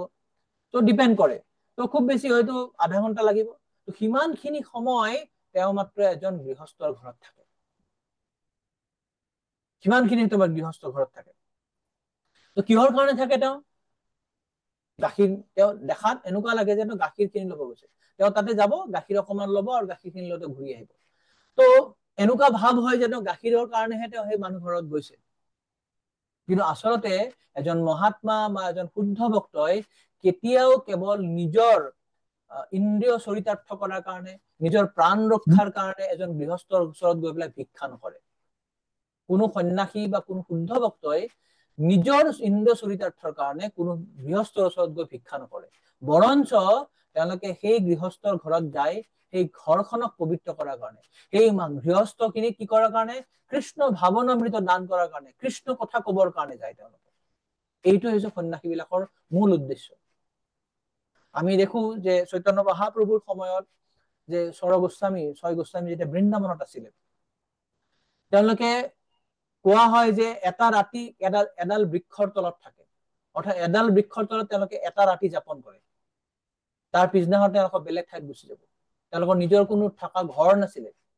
তেওঁলোকে পিন্ধাৰ কাৰণে কেৱল অন্তৰ্বাস আৰু বহিৰ্বাস এজন পিন্ধিছিলে, তাৰ বাহিৰে কোনো ধৰণৰ কাপোৰ নাছিল তেওঁলোকৰ নিজৰ কোনো ঘৰ নাছিল, কুটিৰ নাছিল। খোৱাৰ কাৰণে তেওঁলোকে গৈ পেলাই বিভিন্ন ধৰণৰ ব্ৰজবাসীসকলৰ ঘৰত গৈছিলে, ভিক্ষা মানিছিলে, মাধুকৰী কৰিছিলে। আনকি ৰঘুনাথ দাস গোস্বামীয়ে তেওঁ এদিনৰ পিছে এভৰি অল্টাৰনেট ডে অকনমান তেওঁ কি খাইছিলে? বাটাৰ মিল্ক খাইছিলে। সদায়ও খোৱা নাছিলে, একদিন বাদে খাইছিলে। তো এইটোৱে স্বৰগোস্বামী অষ্টকত আমি পাওঁ যে নিদ্ৰাহাৰ বিহাৰ আকাদি বিজিত। এই যে সৰগোস্বামী সকলে নিদ্ৰা, আহাৰ, বিহাৰ সকলোবিলাক তেওঁলোকে জয় কৰিছিলে। তো এজন শুদ্ধ ভক্ত বা সন্যাসীয়ে কেতিয়াও নিজৰ আহাৰ, বিহাৰ এইবিলাক লৈ পেলাই, খোৱা লোৱা এইবিলাক কেতিয়াও চিন্তা নকৰে। তেওঁলোকে গৃহস্থৰ ঘৰত যায় কেৱল সেই গৃহস্থক উদ্ধাৰ কৰাৰ কাৰণে, তেওঁলোকক কৃষ্ণ ভাৱনামৃত দিয়া, আধ্যাত্মিক জ্ঞান দিয়াৰ কাৰণে তেওঁলোকে যায়। সেইকাৰণে কৈছে অবেক্ষতে মহাভাগ তীৰ্থিং পূৰ্বং তদাশ্ৰমম, যে সেই আশ্ৰম অৰ্থাৎ ঘৰখনক তীৰ্থ কৰিবৰ কাৰণে, তীৰ্থত পৰিণত কৰে। অৰ্থাৎ যাৰ ঘৰত এনেকুৱা ধৰণৰ মহাত্মা যদি কেতিয়া তেওঁৰ পদধূলি যদি দিয়ে, সেই ঘৰখন এখন তীৰ্থত পৰিণত হয়। কেনেকে তীৰ্থত পৰিণত হয়? এজন মহাত্মা এজন আহিলে ঘৰখন তীৰ্থ হৈ যাব? অৱশ্যই তীৰ্থত পৰিণত হয়। এইটো আমি শ্ৰীমদ ভাগৱতৰ প্ৰথম স্কন্ধতে পাম, যেতিয়া বিদুৰ তেওঁ ঘূৰি আহে, গোটেই তীৰ্থ ভ্ৰমণ কৰি যেতিয়া হস্তিনাপুৰত ঘূৰি আহে, তেতিয়া যুধিষ্ঠিৰ মহাৰাজে তেওঁক সুন্দৰকে আপ্যায়ন কৰি পেলাই যেতিয়া বহুৱাই পেলাই তেওঁক প্ৰশ্ন কৰিছিলে, তেতিয়া যুধিষ্ঠিৰ মহাৰাজে তেওঁক সুন্দৰ কথা এটা কৈছে যে ভৱদ্বিধা ভাগৱতা তীৰ্থভূতা স্বয়ং বিভো তীৰ্থিং কুৰ্বন্তি তীರ್ಥানি শান্তস্থেন গদাবৃতা। ভৱদ্বিধা ভাগৱতা তীৰ্থভূতা স্বয়ং বিভো, হে প্ৰভু আপুনি স্বয়ং এজন তীৰ্থ। কেনেকে তীৰ্থ আপুনি? তীৰ্থিং কুৰ্বন্তি তীರ್ಥানি, যে আপোনাৰ নিচিনা মহাভাগৱতসকলে তীৰ্থকো আচল তীৰ্থত পৰিণত কৰিব পাৰে। অৰ্থাৎ এখন তীৰ্থ কেতিয়া তীৰ্থ হয়, যেনেকে আমি মায়াপুৰ বা বৃন্দাবন বা পুৰী বা বিভিন্ন ৰামেশ্বৰম বিভিন্ন তীৰ্থবিলাকত ভ্ৰমণ কৰিবলৈ যাওঁ, সেই তীৰ্থবিলাক আচল অৰ্থত তীৰ্থ হয় তাত থকা মহান ভক্তসকলৰ কাৰণেহে। কিহৰ কাৰণে? তীৰ্থটো হৈছে এখন জনজাগতিক স্থান, নহয়? কিন্তু সেই স্থানত যেতিয়া মহান মহান ভক্তসকল থাকে, তেওঁলোকে তাতে কি কৰে? তেওঁলোকে সকলো সময়তে ভগৱানৰ কথা শ্ৰৱণ কীৰ্তন কৰে, নিৰন্তৰ তেওঁলোকে ভগৱানৰ কথা শ্ৰৱণ কীৰ্তন কৰে। আৰু ভগৱান ক'ত থাকে? ভগৱানে নাৰদক কৈছে, না অহং তিষ্ঠামি বৈকুণ্ঠে যোগিনাম হৃদয়ে শুভা তত্ৰ তিষ্ঠামি নাৰদ যত্ৰ গায়ন্তি মদ ভক্তা। যে হে নাৰদ, মই বৈকুণ্ঠতো নাথাকো, মই যোগীসকলৰ হৃদয়তো নাথাকো। বাইদেউ, এই কিন্তু কথাটো আপোনালোকে নাভাবিব যে ভগৱান বৈকুণ্ঠ নাথাকে। ভগৱান বৈকুণ্ঠত থাকে, কিন্তু তেওঁ এটা বেলেগ কথা গুৰুত্ব দিবৰ কাৰণে কৈছে যে না অহং তিষ্ঠামি বৈকুণ্ঠে যোগিনাম হৃদয়ে শুভা মদভক্ত যত্র গায়ন্তি তত্র তিষ্ঠামি নাৰদ। যে মোৰ ভক্তসকলে য'ত মোৰ গুণকীৰ্তন কৰে তাতে মই বসবাস কৰো। অৰ্থাৎ সেই যে তীৰ্থত মহান ভক্তসকলে যেতিয়া ভগৱানৰ গুণকীৰ্তন কৰে, ভগৱান তাতে অৱশ্যই থাকে। আৰু সেইটোৱে নহয় যে ভক্তসকলে যিহেতু নিৰন্তৰ 24 ঘণ্টাই কৃষ্ণ ভাৱনামৃত সকলো সময়তে কৃষ্ণকে স্মৰণ কৰি থাকে, কৃষ্ণ স্বয়ং তেওঁলোকৰ হৃদয়ত বসবাস কৰে। তোমাৰ হৃদয়ে সদা গোবিন্দ বিশ্ৰাম, গোবিন্দ কহে ন মম বৈষ্ণৱ পৰা। তোমাৰ হৃদয়ে সদা গোবিন্দ বিশ্ৰাম, সকলো সময়তে গোবিন্দ তোমাৰ হৃদয়ত বাস কৰে। তেওঁলোকে হৃদয়ত গোবিন্দ লৈ ঘূৰি ফুৰে। সেইকাৰণে কৈছে যে তীৰ্থী কুৰ্বন্তি তীৰ্থানি শান্তস্থেন গদাবৃতা। তোমালোকৰ অন্তৰত, তোমাৰ অন্তৰত স্বয়ং ভগৱান গদাবৃত তোমালোকে বহন কৰিছা। সেইকাৰণে আপুনি স্বয়ং এজন তীৰ্থ।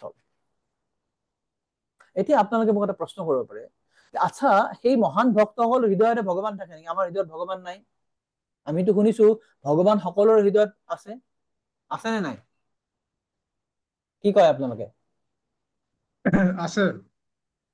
তেনেহলে আমি কিয় তীৰ্থভূত নহওঁ? আমি কিয় তীৰ্থী কুৰ্বন্তি তীৰ্থানি কৰিব নোৱাৰো? আমি আমি অনবৰত দেহাত্মক বুদ্ধিতে চলি থাকো, সেইকাৰণে আমাৰ মানে আত্মাটো শুদ্ধ নহয়। আমাৰ হৃদয়তো পৰমেশ্বৰ ভগৱান আছে, আমাৰ হৃদয়তো পৰমাত্মা আছে, যেনেকে অন্যান্য মহান ভক্তসকলৰ হৃদয়ত পৰমাত্মা আছে, কিন্তু আমি এইটো উপলব্ধি কৰিব পৰা নাই। আমি যেই মুহূৰ্তত ভগৱান উপলব্ধি কৰিম যে ভগৱান সকলো সময়তে মোৰ লগতে আছে, তেতিয়া আৰু আমি এই জড় দেহ হৈ নাথাকো। জীৱন মুক্ত সৌচ্ছতে ইহাযস্য হৰে যাচ্ছে কৰ্মনা মনসা গিৰা নিখিলাসু অপি অৱস্থাটো জীৱন মুক্ত সৌচ্ছতে। শ্ৰীল ৰূপ গোস্বামী কৈছে ভক্তি ৰসামৃত সিন্ধু। ইহাযস্য হৰে যাচ্ছে কৰ্মনা মনসা গিৰা। কৰ্মনা মানে কৰ্মৰ সৈতে, মনসা মানে মনেৰে সৈতে, গিৰা মানে বাক্যৰে সৈতে। যেতিয়া আমি এই সকলোবিলাক ইন্দ্ৰিয়ৰ দ্বাৰা কেৱল ভগৱানৰ সেৱা কৰিম, নিখিলা অপি অৱস্থাসু, যি অৱস্থাতে আমি নাচো, গোটেই সকলো অৱস্থাতে জীৱন মুক্ত সৌচ্ছতে, আমি জীৱন মুক্ত হৈ যাম। আমি এই দেহতে আছো, জীৱিত আছো, কিন্তু আমি মুক্ত হৈ যাম। তো এই কাৰণেই এই যে মহাত্মাসকলে যেতিয়া গৃহস্থৰ ঘৰত যায়, তেওঁলোকে সেই ঘৰখন তীৰ্থত পৰিণত কৰিব পাৰে, কিয়নো সেই স্থানত তেওঁৰ পদ ৰজ পৰিছে, তেওঁৰ পদধূলি পৰিছে। আৰু এই ধৰণেই ভগৱানৰ ভক্তসকলে যেতিয়া তীৰ্থ কোনোবা গৃহস্থৰ ঘৰত যায়, তেওঁ ঘৰখন পবিত্ৰ কৰাৰ কাৰণে যায়, না তেওঁলোকে কোনো কিছুমান কিছু যে জড়জাগতিক লাভৰ কাৰণে গৈছে, সেইটো নহয়। ইয়াতে প্ৰভুপাদে খুব সুন্দৰকে তাৎপৰ্যত লিখিছে, কোনোবাজনে পঢ়ক।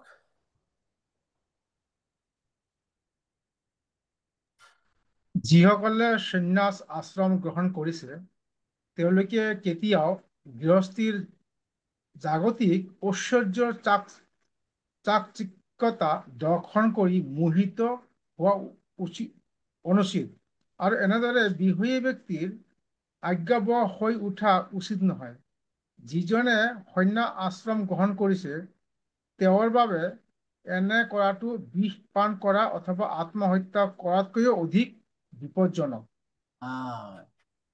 খুব গুৰুত্বপূৰ্ণ কথা। ইয়াত কৈছে যে যিসকলে সন্ন্যাস আশ্ৰম গ্ৰহণ কৰিছে, সন্ন্যাস মানে কি?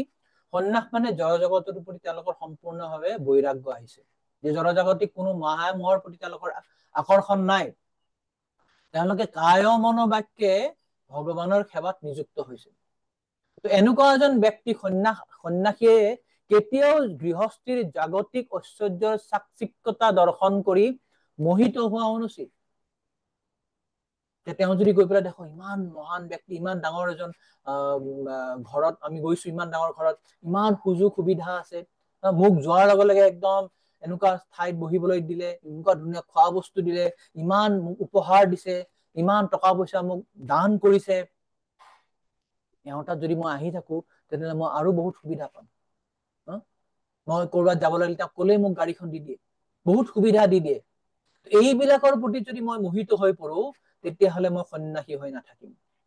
তেতিয়া তেওঁ আৰু এটা শব্দৰে কোৱা হয়, কি কোনোবাই জানে, কোনোবাই যদি এনেকুৱা জড়জাগতিক মোহৰ প্ৰতি আকৃষ্ট হৈ যদি তেওঁ জড়জগতৰ প্ৰতি যদি আকৌ ধাবিত হয়, তেতিয়া তেওঁ সন্ন্যাসী নকৈ পেলাই তেওঁ কোৱা হয় বান্তাসী। বান্তাসী মানে যিজনে নিজৰ বমি আবাৰ আকৌ নতুনকে ভক্ষণ কৰিছে। বমি কৰি দিওঁ আমি যেতিয়া আমাৰ শৰীৰত যিটো নালাগা বস্তুটো আমি বমি কৰি বাহিৰ কৰি দিওঁ। অৰ্থাৎ সন্ন্যাসীজনে জানে যে জড়জাগতিক বস্তুবিলাক মোৰ দৰকাৰ নাই, এইটোৱে এই জড়জাগতিক বস্তুবিলাকে মোক ভগৱত উপলব্ধিত সহায় কৰিব নোৱাৰে, সেইকাৰণে তেওঁলোকে জড়জাগতিক বস্তুবিলাক বা মায়া মোহৰ পৰা দূৰত থাকে। কিন্তু সন্ন্যাস আশ্ৰম গ্ৰহণ কৰাৰ পিছতো যদি আকৌ তেওঁ জড়জাগতিক বস্তুৰ প্ৰতি যদি প্ৰলোভিত হৈ পৰে, তেওঁ যদি আকৌ আকৃষ্ট হৈ পৰে, সেইবিলাকৰ মোহত পৰি আকৌ যদি সেইবিলাকৰ পিছত দৌৰি ফুৰে, তেতিয়া তেওঁক কোৱা হয় আকৌ সেই বমি পুনৰ ভক্ষণ কৰা। সেইকাৰণে তেওঁক তেতিয়া কোৱা হয় বান্তাসী। তো শ্ৰী চৈতন্য মহাপ্ৰভুৱে আমাক এটা সুন্দৰ শিক্ষা এটা দিছে। এইটো চৈতন্য চন্দ্ৰোদয় নাটকৰ এটা খুব সুন্দৰ শ্লোক এটা আছে, যে যেতিয়া মহাৰাজ প্ৰতাপৰুদ্ৰই মহাৰাজ চৈতন্য মহাপ্ৰভুৰ চৰণ দৰ্শন কৰিব বহুত ইচ্ছা প্ৰকাশ কৰিছিলে, তেওঁ সাৰ্বভৌম ভট্টাচাৰ্য, তাৰপৰা স্বৰূপ দামোদৰ গোস্বামী, তেওঁলোকে একচুৱেলি প্ৰতাপৰুদ্ৰ মহাৰাজ মহান ভক্ত আছিলে। তো তেওঁ চৈতন্য মহাপ্ৰভুক বিভিন্ন ধৰণে সাহায্য কৰিছিলে, তেওঁ ভক্তসকলক বিভিন্ন ধৰণে সহায় কৰিছিলে যাতে তেওঁলোকে জগন্নাথৰ সেৱা সুন্দৰভাৱে কৰিব পাৰে। এই কথাটো কিন্তু চৈতন্য মহাপ্ৰভু জানে যে মহাৰাজ প্ৰতাপৰুদ্ৰই আমাৰ ভক্তবিলাকক বহুত সহায় কৰে, কিন্তু যিহেতু তেওঁ এজন ৰজা আছিলে, বিষয়ী আছিলে, মহাপ্ৰভুৱে এইটো পাৰ্মিশ্যন দিয়া নাছিল যাতে মহাৰাজ প্ৰতাপৰুদ্ৰই সেই তেওঁক দৰ্শন কৰিব। তো এবাৰ সাৰ্বভৌম ভট্টাচাৰ্যজী আহি পেলাই তেওঁক আকৌ ৰিকুৱেষ্ট কৰিলে যে হে প্ৰভু, মহাৰাজ প্ৰতাপৰুদ্ৰ আপোনাৰ চৰণ দৰ্শনৰ কাৰণে খুব উদ্বাউল হৈ আছে, আপুনি দয়া কৰি তেওঁক এবাৰ দৰ্শন দিয়ক। চৈতন্য মহাপ্ৰভু তেতিয়া কৈছে, নিষ্কিঞ্চনস্য ভগৱদ ভজনোন্মুখস্য পাৰং পৰং জিগীমিষ ভৱসাগৰস্য সন্দৰ্শনং বিষয়িনাম যথযোষিতাম চ হা হন্ত হন্ত বিষভক্ষণতোপ্য সাধু। কৈছে নিষ্কিঞ্চনস্য ভগৱদ ভজনোন্মুখস্য। নিষ্কিঞ্চন মানে যিজন ব্যক্তিৰ কোনো জড়জাগতিক ঐশ্বৰ্য নাই, জড়জাগতিক ভাৱে তেওঁ নিষ্কিঞ্চন হৈ আছে, তেওঁ কোনো ধৰণৰ জড়জাগতিক বস্তু তেওঁ নাই, অৰ্থাৎ তেওঁ সন্ন্যাসী। আৰু তেওঁ কি কৰিছে, সন্ন্যাস লৈছে। তেওঁ কিহৰ কাৰণে? ভগৱত ভজনোন্মুখস্য, তেওঁ ভগৱত ভজনা যাতে ভালকে কৰিব পাৰে, ভালকে কৰি যাতে তেওঁ পাৰং পৰং জিগীমিষ ভৱসাগৰস্য, এই ভৱসাগৰ পাৰ কৰি যাতে তেওঁ সিপাৰলৈ যাতে ঘূৰি যাব পাৰে, অৰ্থাৎ তেওঁ যাতে বৈকুণ্ঠলৈকে ঘূৰি যাব পাৰে, এনেকুৱা এজন ব্যক্তি, এনেকুৱা এজন নিষ্কিঞ্চন ব্যক্তিয়ে যদি সন্দৰ্শনং বিষয়িনাম, তেওঁ যদি বিষয়ী ব্যক্তিৰ যদি তেওঁ দৰ্শন কৰে, অথযোষিতাংশ, আৰু যদি যোষিত মানে যে স্ত্ৰীৰ সংগ যদি কৰে, তেতিয়া সেইটো কৈছে হা হন্ত হন্ত বিষভক্ষণমোপ্য সাধু, তেওঁৰ হয়তো হৈছে হাই হাই, এইটো তেওঁৰ বিষভক্ষণ কৰাতকেও অত্যন্ত আৰু অধম বস্তু। এই চৈতন্য মহাপ্ৰভুৱে সাৰ্বভৌম ভট্টাচাৰ্যক কৈছে। সেই কথাটোৱে শিল প্ৰভুপাদে ইয়াত কৈছে যে যিজনে সন্ন্যাস আশ্ৰম গ্ৰহণ কৰিছে তেওঁৰ বাবে এনে কৰাটো বিষপান কৰা অথবা আত্মহত্যা কৰাতকৈ অধিক বিপদজনক, অধিক বিপদজনক। তেনেহলে কি লাভ হব? ইমান তেওঁ সংসাৰ ত্যাগ কৰি পেলাই, বৈৰাগ্য কৰি পেলাই, আকৌ যদি তেওঁ জড়জাগতিক চাকচিক্যৰ মোহিত হৈ পেলাই, তেওঁ প্ৰলোভিত হৈ পৰি যদি তেওঁ সেইবিলাকৰ প্ৰতি আকৃষ্ট হৈ যায়, তেতিয়া তেওঁ গোটেই জীৱন বৃথা হৈ গল। মহাপ্ৰভু কৈছে হা হন্ত হন্ত বিষভক্ষণমোপ্য সাধু। এইকাৰণে আমি যিসকল প্ৰচাৰক বা যিসকল সন্ন্যাসী আমি খুব সাৱধান হোৱা উচিত। আমি যেতিয়া প্ৰচাৰত যাওঁ জড়জাগতিক মানুহৰ চাকচিক্যৰ প্ৰতি যদি আমি মোহিত হৈ যাতে নপৰো। কিয়নো শ্ৰীল প্ৰভুপাদে কৈছে কৃষ্ণ ভাৱনামৃতত অহা মানে আমি মায়াৰ প্ৰতি যুদ্ধৰ আমি ঘোষণা কৰিছো। মায়াদেৱীয়ে ইমান সহজে আমাক এৰি নিদিব যে তুমি কৃষ্ণৰ ওচৰলৈ ঘূৰি যোৱা। মায়াদেৱী এইটো আমাক পৰীক্ষা কৰিব যে কৃষ্ণৰ ওচৰলৈ ঘূৰি যোৱাৰ কাৰণে তোমাৰ বিশ্বাসটো কিমান দৃঢ়, কিমান পাক্কা আছে। সেইকাৰণে আমাক পৰীক্ষা কৰিব। কি ধৰণে পৰীক্ষা কৰিব? দুই ধৰণৰ সাধাৰণতে পৰীক্ষা, এটা স্থূল পৰীক্ষা, এটা সূক্ষ্ম পৰীক্ষা হয়। স্থূল পৰীক্ষা প্ৰথমতে হয়, ধৰক মই যদি এজন নতুন প্ৰচাৰক, মই এতিয়া প্ৰচাৰ কৰিবলৈ ওলাই গৈছো, তো মই এইটো অলপ বুজি পাইছো যে জড়জগতৰ মায়ামোহ বিলাক ভগৱত ভক্তি বা ভগৱত প্ৰেম লাভ কৰাৰ কাৰণে বাধা। কিন্তু মই যেতিয়া প্ৰথমতে প্ৰচাৰত গৈছো, মানুহে মোক সন্মান দিব, মোক মালা পিন্ধাব, মোক উচ্চ আসনত বহাব, মোৰ বিষয়ে বহুত ডাঙৰ ডাঙৰ কথা কব, আৰু এইবিলাকে কি কৰিব? মোৰ অহংকাৰটোক আৰু ফুলাই ফুলাই ফুলাই ফুলাই ডাঙৰ কৰিব। বহুতে কি কৰিব? মোক আহি ভৰি চুই প্ৰণাম কৰিব, মোক টকা পইচা দিব, মোক গাড়ী বাড়ী দিব, বহুত কিছু দিব। এইবিলাক হৈছে স্থূল পৰীক্ষা। সূক্ষ্ম পৰীক্ষা, মই যেতিয়া আৰু অলপ মানে বয়সস্থ হৈ যাম আৰু ভগৱত ভক্তি যদি আৰু কিছুদিন যেতিয়া যাব, তেতিয়া হয়তো মই বুজি পাম না না না মোক এই টকা পইচা দি পেলাই মানুহবিলাকক প্ৰলোভিত কৰিব হৈছে, মই টকা পইচাৰ প্ৰতি মোহিত নহওঁ। এতিয়া সূক্ষ্ম পৰীক্ষা কৰিব মায়াদেৱীয়ে। হয়তো মই নজনাকৈ কোনোবা নাৰীৰ প্ৰতি মই মনটো আকৃষ্ট হৈ যাব। তেওঁ মোক খুব সুন্দৰভাৱে মোক সেৱা কৰিছে, সেই মাতাজী গৰাকী মোক সুন্দৰ সুন্দৰ প্ৰসাদ আনি দিয়ে, তো মই তেওঁৰ প্ৰসাদ আকৌ যদি পালো হয়, বা হয়তো কোনোবাই মোক আকৌ বেছিকে মোক ভাল পায়, তেওঁ হয়তো কয় যে আপোনাৰ টকা পইচা নিদি আপুনি আমাৰ ঘৰত আহিব। এইবিলাক হৈছে সূক্ষ্ম পৰীক্ষা। তো ইয়াৰ পৰা বাচি থকাৰ কাৰণে শ্ৰীমদ ভাগৱতৰ একাদশ স্কন্ধত এটা খুব সুন্দৰ এটা উপমা এটাৰে বুজোৱা হৈছে। তাত কোৱা হৈছে যেনেকে অগ্নিত যেনেকে ঘি দিয়া হয়, যেতিয়া আমি যজ্ঞ কৰো অগ্নিত আমি ঘি ঢালো। এতিয়া যদি সেই অগ্নিকুণ্ডটো যদি যজ্ঞৰ যদি অগ্নিকুণ্ড যদি বিশাল অগ্নিকুণ্ড হয়, তাত আপুনি যিমানে ঘি ঢালি থাকিব সেই অগ্নিকুণ্ড কেতিয়াও কিন্তু নুমাই দিব নোৱাৰিব, নিৰ্বাপিত কৰিব নোৱাৰিব। কিন্তু কল্পনা কৰক যদি সেই অগ্নিকুণ্ডৰ জুইকুৰা যদি মাত্ৰ কেৱল অলপ অলপকে জ্বলি আছে, সামান্যকে জ্বলি আছে, তাত যদি আমি 5 লিটাৰ ঘি ঢালি দিওঁ, সেই জুইটো কি হব? ডাঙৰ ডাঙৰকে জ্বলি উঠিব নে নুমাই যাব? জ্বলি উঠিব। হা? ঘি ঢালিলে জ্বলি উঠিব। মই কৈছো সেই জুইকুৰা যদি অলপ অলপকে জ্বলি আছে সামান্যকে, তাত যদি মই 5 লিটাৰ বা 10 লিটাৰ ঘি ঢালি দিওঁ, তেতিয়া জ্বলি উঠিব নে নুমাই যাব? তেতিয়া নুমাই যাব। নুমাই যাব। ঠিক একেধৰণে কথা। তাত কোৱা হৈছে এই যে অগ্নি হৈছে আমাৰ এই যে সন্ন্যাসী বা প্ৰচাৰক সকলৰ নিচিনা। এতিয়া জুইকুৰা যিমানে ডাঙৰ হব সি সিমান ঘি কিন্তু সি কনজিউম কৰিব পাৰিব, লৈ লব পাৰিব। তেতিয়া সেই ঘিয়ে কিন্তু অগ্নিটোক নুমাই দিব নোৱাৰে। কিন্তু জুইকুৰা যদি সৰু হয়, অকণমানি হয়, তাত বেছিকে ঘি ঢালিলে জুইকুৰা জ্বলাতকে নুমাইহে যাব। ঠিক তেনেকে এজন প্ৰচাৰক বা সন্ন্যাসী যদি তেওঁ আধ্যাত্মিকভাৱে যদি খুব শক্তিশালী হয়, তেতিয়া এই মায়াৰ বিভিন্ন প্ৰলোভন বিলাক যিমানেই ডাঙৰ নহওক কিয় সেইবিলাকে তেওঁক প্ৰলোভিত কৰিব নোৱাৰে, তেওঁক নুমাই দিব নোৱাৰে। এইকাৰণে আমি কৃষ্ণ ভক্তিত যিমানে উন্নতি কৰিব পাৰিম, সিমানে আমি মায়াৰ প্ৰলোভনৰ পৰা আমি নিজকে ৰক্ষা কৰিব পাৰিম। এইটো হৈছে এটা ইমিউনিটিৰ নিচিনা, ৰোগ প্ৰতিৰোধ ক্ষমতাৰ নিচিনা। The more we become immune, then more we can save ourselves. সেইকাৰণে আমি কৃষ্ণ ভক্তিত আমাৰ আধ্যাত্মিক ভাৱে শক্তিশালী হোৱাটো খুব গুৰুত্বপূৰ্ণ। প্ৰভুপাদে কৈছে পিউৰিটি ইজ দ্য ফৰ্চ, শুদ্ধতাই হৈছে আমাৰ শক্তি। আমি যিমান শুদ্ধ হব পাৰিম আধ্যাত্মিক জীৱনত, সিমানে আমি মায়াৰ চাকচিক্য বা মায়াৰ প্ৰলোভনৰ পৰা নিজকে ৰক্ষা কৰিব পাৰিম। ৰাইট? তো এই 4 নম্বৰৰ পৰা 8 নম্বৰলৈ আমি সুখদেৱ গোস্বামী সম্বন্ধে আমি প্ৰশ্ন শুনিলো। এতিয়া ইয়াৰ পিছৰ পৰা 9 নম্বৰৰ পৰা 12 নম্বৰলৈ 9, 10, 11, 12 এই 4টা শ্লোকত তেওঁলোকে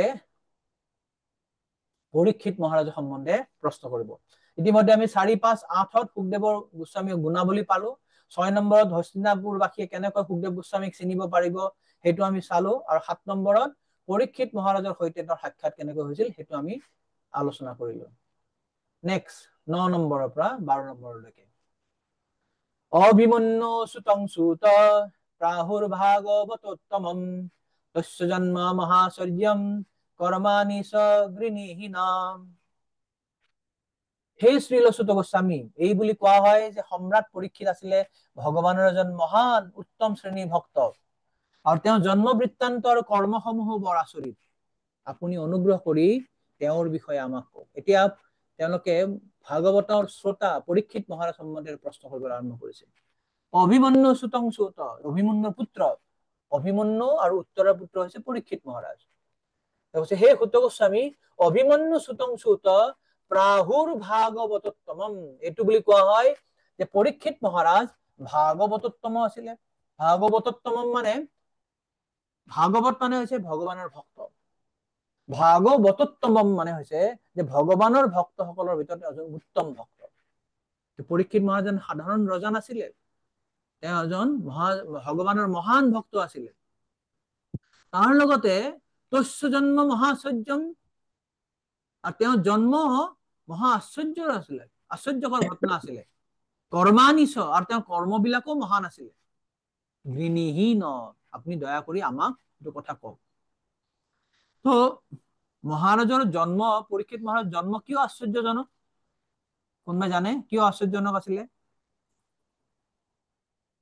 পৰীক্ষিতৰ জন্মটো কিয় আশ্চৰ্যজনক আছিলে, কওক। তেওঁ মাতৃ গৰ্ভতে ভগৱানক দৰ্শন পাইছিলে। আৰু আৰু অশ্বত্থামা মানে কিবা এইটো কি ব্ৰহ্মাস্ত্ৰ মাৰিছিল হৰি পৰীক্ষিত যেতিয়া গৰ্ভত আছিল, সেই ব্ৰহ্মাস্ত্ৰক ভগৱানে তেওঁ মানে মাতৃ গৰ্ভত গৈ কিনে সেই ব্ৰহ্মাস্ত্ৰ ৰক্ষা কৰিছিল, সেইকাৰণে জন্মটো মানে আচৰিত। এইকাৰণে চাওক, আমি জন্মৰ পিছত ভগৱানক দৰ্শন কৰাৰ কাৰণে ভগৱানক প্ৰাৰ্থনা কৰো। পৰীক্ষিত মহাৰাজ ইমান মহান আছিলে যে তেওঁ জন্মৰ আগতেই মাতৃ গৰ্ভতে ভগৱান বিষ্ণু দৰ্শন পাইছিলে, ভগৱান কৃষ্ণ দৰ্শন পাইছিলে।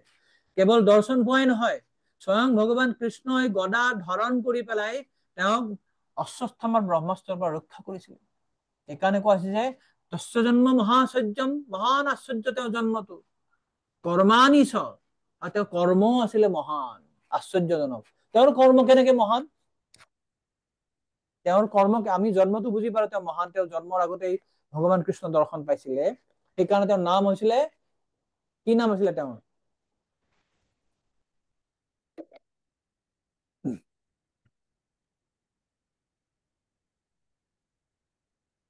কোনে কব? তেওঁৰ নাম কি আছিলে? তেওঁৰ নাম আছিলে বিষ্ণু ৰাত। পৰীক্ষিত পিছত নাম হৈছে তেওঁৰ নাম আছিলে বিষ্ণু ৰাত, কিয়নো বিষ্ণুৱে তেওঁক ৰক্ষা কৰিছিলে। তো সেই বিষ্ণু ৰাত যেতিয়া জন্ম পোৱাৰ পিছত তেওঁ সকলোকে মানে পৰীক্ষা কৰি চাইছিলে, কোন মই যে জন্মৰ আগতে দেখা পাইছিলো সেই ব্যক্তিজন ক'ত আছে, তেওঁ সেই আপুনি সেই ব্যক্তিজন নেকি, বা এইজনে এই ব্যক্তিজন নেকি? তেওঁ পৰীক্ষা কৰিছিল কাৰণে তেওঁৰ নাম হৈছিলে পৰীক্ষিত। এতিয়া তেওঁৰ জন্ম আশ্চৰ্য আমি বুজি পালো, তেওঁ কৰ্ম কেনেকে আশ্চৰ্য হল, কি ধৰণৰ আশ্চৰ্যজনক কৰ্ম কৰিছিলে, কোনোবাই জানে?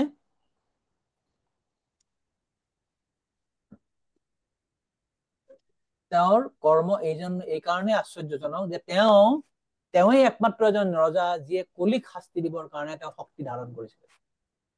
কলি কালক তেওঁ বাধা দিবৰ কাৰণে তেওঁ শক্তি আছিলে, তেওঁ বাধা দিছিলে। অন্ততঃ তেওঁৰ জীৱন কালত প্ৰায় কলি যাতে প্ৰৱেশ কৰিব নোৱাৰে সেইটো তেওঁ চেষ্টা কৰিছিলে। তো কোন ৰজাৰ এনেকুৱা শক্তি যে এটা যুগক তেওঁ বন্ধ কৰি দিব পাৰে? কলি যে যুগৰ যে পাৰ্চনিফিকেশ্যন, যে কলি যে সেই ৰূপটো, বিগ্ৰহ, তেওঁ শাস্তি প্ৰদান কৰাৰ কাৰণে শক্তি পৰীক্ষিত মহাৰাজৰ আছিলে। সেইকাৰণে তেওঁ এজন মহান সম্ৰাট আছিলে। তো এই বিষয়ে তেওঁলোকে জানিব বিচাৰিছে যে তেওঁৰ জন্ম আশ্চৰ্যজনক, তেওঁ কৰ্ম আশ্চৰ্যজনক, সেই বিষয়ে আপুনি আমাক কওক। নেক্সট লোক। সসম্ৰাট কশ্যবা হেতু পাণ্ডুনাং মানবৰ্ধন প্ৰায়োপবিষ্ট গংগায়াম অনাদৃত্যাধিৰাজ শ্ৰিয়ম। এতিয়া খুব গুৰুত্বপূৰ্ণ প্ৰশ্ন কৰিছে তেওঁলোকে। সসম্ৰাট, তেওঁক সম্ৰাট বুলি কয়। সম্ৰাট মানে কি? ৰজা হৈছে এখন ৰাজ্যৰ ৰজা, আৰু সম্ৰাট হৈছে বহুত ৰজাৰ ওপৰত যিজন থাকে তাক সম্ৰাট বুলি কোৱা হয়। তো মহাৰাজ পৰীক্ষিত সসাগৰা পৃথিৱীৰ সম্ৰাট আছিলে, কিয়নো তেওঁ গোটেই পৃথিৱীখন তেওঁৰ ককা দেউতাক অৰ্থাৎ মহাৰাজ যুধিষ্ঠিৰৰ পৰা উত্তৰাধিকাৰী সূত্ৰ পাইছিলে। তেওঁৰ পিতৃ আছিলে অভিমন্যু, অভিমন্যুৰ পিতৃ আছিলে অৰ্জুন, সেইকাৰণে পঞ্চপাণ্ডৱ হৈছে তেওঁৰ ককা দেউতাক। আৰু পাণ্ডৱ সকলৰ ৰজা আছিলে মহাৰাজ যুধিষ্ঠিৰ। মহাৰাজ যুধিষ্ঠিৰ যেতিয়া তেওঁলোক পাঞ্চপাণ্ডৱ যেতিয়া বনবাসলৈ গুচি গৈছিলে, তেতিয়া তেওঁলোকৰ নাতি পৰীক্ষিত মহাৰাজক ৰাজ্যভাৰ দান কৰি গুচি গৈছিলে। তো এই পৰীক্ষিত মহাৰাজে তেওঁৰ ককা দেউতাক যুধিষ্ঠিৰ মহাৰাজৰ পৰা সহাগৰা পৃথিৱীখন পাই গৈছিলে। সেইকাৰণে তেওঁ হৈছিলে মহা সম্ৰাট।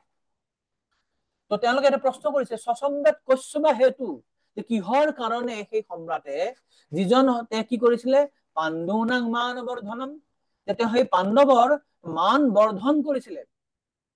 যুধিষ্ঠিৰৰ পৰা উত্তৰাধিকাৰী সূত্ৰে পোৱা ৰাজ্যখন পাই কেৱল তেওঁ ভোগ কৰাই নাছিলে, সেইটো তেওঁ শ্ৰীবৃদ্ধি কৰিছিলে। তেওঁ ইমান মহান ভক্ত আছিলে যে যাৰ কাৰণে পাণ্ডুসকলে তেওঁক লৈ পেলাই গৰ্ব কৰিছিলে। কি কাৰণে তেওঁ মহান আছিলে, ইয়াৰ পিছৰ শ্লোকত আমি পাম। তো তেওঁলোকে কৈছে যে তেওঁ পাণ্ডুৰ মান বৰ্ধন কৰিছে, কিন্তু প্ৰায়োপবিষ্ট গংগায়াম, প্ৰায়োপবিষ্ট মানে আমৰণ অনশন কৰা, আমৰণ অনশন মানে মৃত্যুলৈকে একো তেওঁ গ্ৰহণ নকৰিব, সেইটোকে কয় প্ৰায় উপবিষ্ট। আৰু গংগাৰ পাৰত বহি পেলাই তেওঁ কৰিছিলে অনাদৃত অধীৰাত শ্ৰিয়ম, যে তেওঁৰ যে এই বিৰাট ৰাজ্য, এই যে ৰাজ্যৰ ঐশ্বৰ্যক তেওঁ ত্যাগ কৰি পেলাই তেওঁ কিয় গংগাৰ পাৰত বহি তেওঁ বহি পেলাই তেওঁ প্ৰায় উপবিষ্ট কৰিছিলে, কিয় তেওঁ এনেকুৱা প্ৰতিজ্ঞা কৰিছিলে, এনে এজন ৰজা তেওঁ কিয় এনেকুৱা কৰিছিলে? তো তেওঁ মহান ঐশ্বৰ্য ত্যাগ কৰিছিলে। এতিয়া প্ৰশ্নটো হৈছে, এজন ৰজা, তেওঁ নিজৰ ৰাজ্য আছে, তেওঁ যদি এইবিলাক ত্যাগ কৰে, তাৰ সমস্যাটো ক'ত? পৰীক্ষিত মহাৰাজৰ নিজৰ ৰাজ্য তেওঁ নিজে ত্যাগ কৰিছে, সমস্যাটো ক'ত? উত্তৰটো হৈছে, ইয়াৰ কথাৰ উত্তৰটো হৈছে যে এনেকুৱা ধৰণৰ এজন নিস্বাৰ্থ ৰজা, যদিও তেওঁ ব্যক্তিগতভাৱে এই ৰাজ্যৰ ঐশ্বৰ্যবোৰ সমূহৰ প্ৰতি একদমেই অনাসক্ত, যিহেতু তেওঁৰ উপস্থিতিৰ কাৰণে সাধাৰণ প্ৰজাৰ মংগল সাধন হয়, সেইকাৰণে তেওঁ এই ধৰণৰ পদত অধিষ্ঠিত হৈ থাকে। এই ধৰণৰ ৰজাসকলে তেওঁলোকে কেতিয়াও ৰাজ্যখনক নিজৰ ভোগৰ সামগ্ৰী বুলি নাভাবে, তেওঁলোকে কেতিয়াও ৰাজ্যৰ বস্তুবিলাকক নিজৰ ইন্দ্ৰিয় তৃপ্তিৰ কাৰণে প্ৰয়োগ নকৰে, তেওঁলোকে এইটো কেৱল সেৱাৰ মনোভাৱেৰে কৰে। প্ৰভুপাদে ইয়াৰ তাৎপৰ্যত কৈছে যে ৰজা হৈছে ভগৱানৰ প্ৰতিনিধি। তো ৰজাই এইটো বুজি পায় যে এই যে ৰাজ্যখন মই শাসন কৰিবলৈ পাইছো, এইটো ভগৱানৰ কৃপাত পাইছো, ভগৱানে দয়া কৰি মোক এইটো শাসন কৰাৰ কাৰণে দিছে, গতিকে এইটো মোৰ ভগৱানৰ প্ৰতি সেৱা আগবঢ়োৱাৰ এটা সুযোগ। সেইকাৰণে সেৱাৰ মনোভাৱেৰে তেওঁলোকে যিহেতু ৰাজ্য শাসন কৰে, তেওঁলোকে এই যে ৰাজ্যৰ কোনো ধৰণৰ ঐশ্বৰ্যৰ প্ৰতি তেওঁলোক লালায়িত নহয়, লোভী নহয়, তেওঁলোকে এইটো নিজৰ ইন্দ্ৰ তৃপ্তিৰ কাৰণে নকৰে, ভোগ নকৰে, তেওঁলোক সম্পূৰ্ণভাৱে অনাসক্ত হৈ থাকে। আৰু তেওঁলোকে তেতিয়া কি কৰে, তেওঁলোকে এই সকলোবিলাক প্ৰজাক তেওঁলোকে মংগল সাধন কৰিব পাৰে। যিহেতু এনেকুৱা এজন অনাসক্ত ব্যক্তি যদি ৰাজ্য ৰজা হৈ থাকে, তেতিয়া সমস্ত প্ৰজাবিলাকে তেওঁলোকে একদম কোনো ভয় নকৰাকে নিস্বাৰ্থভাৱে তেওঁলোকে নিষ্কিঞ্চন ভাৱে তেওঁলোকে জীৱন যাপন কৰিব পাৰে, নিৰ্ভয় হৈ পেলাই জীৱন যাপন কৰিব পাৰে। এইকাৰণে এনেকুৱা ধৰণৰ ৰজা ৰাজ্য শাসন কৰাটো অত্যন্ত গুৰুত্বপূৰ্ণ। এইকাৰণে তেওঁলোকে প্ৰশ্ন কৰিছে যে ইমান ডাঙৰ এজন মহান ৰজাই এইবিলাক তেওঁ যিজন অনাসক্ত আছিলে সিহঁতেও বাদ দিলে, এই কাৰণে তেওঁ শাসন চলাই যোৱা উচিত আছিলে। গতিকে এই বিষয়টো লৈ পেলাই আমি পিছৰ শ্লোকত আৰু খুব সুন্দৰকে পাম। 11 নম্বৰ শ্লোকত আকৌ কব, 11 নম্বৰ শ্লোক, নমন্তি যৎপাদ নিকেতনাত্মাত্মনঃ শিৱায় হানি ধনানি শত্ৰবঃ কথং স বীৰঃ শ্ৰিয়মঙ্গ দুস্তজাম যুবৈ শতস্ৰস্তো মহোসহা সুভি।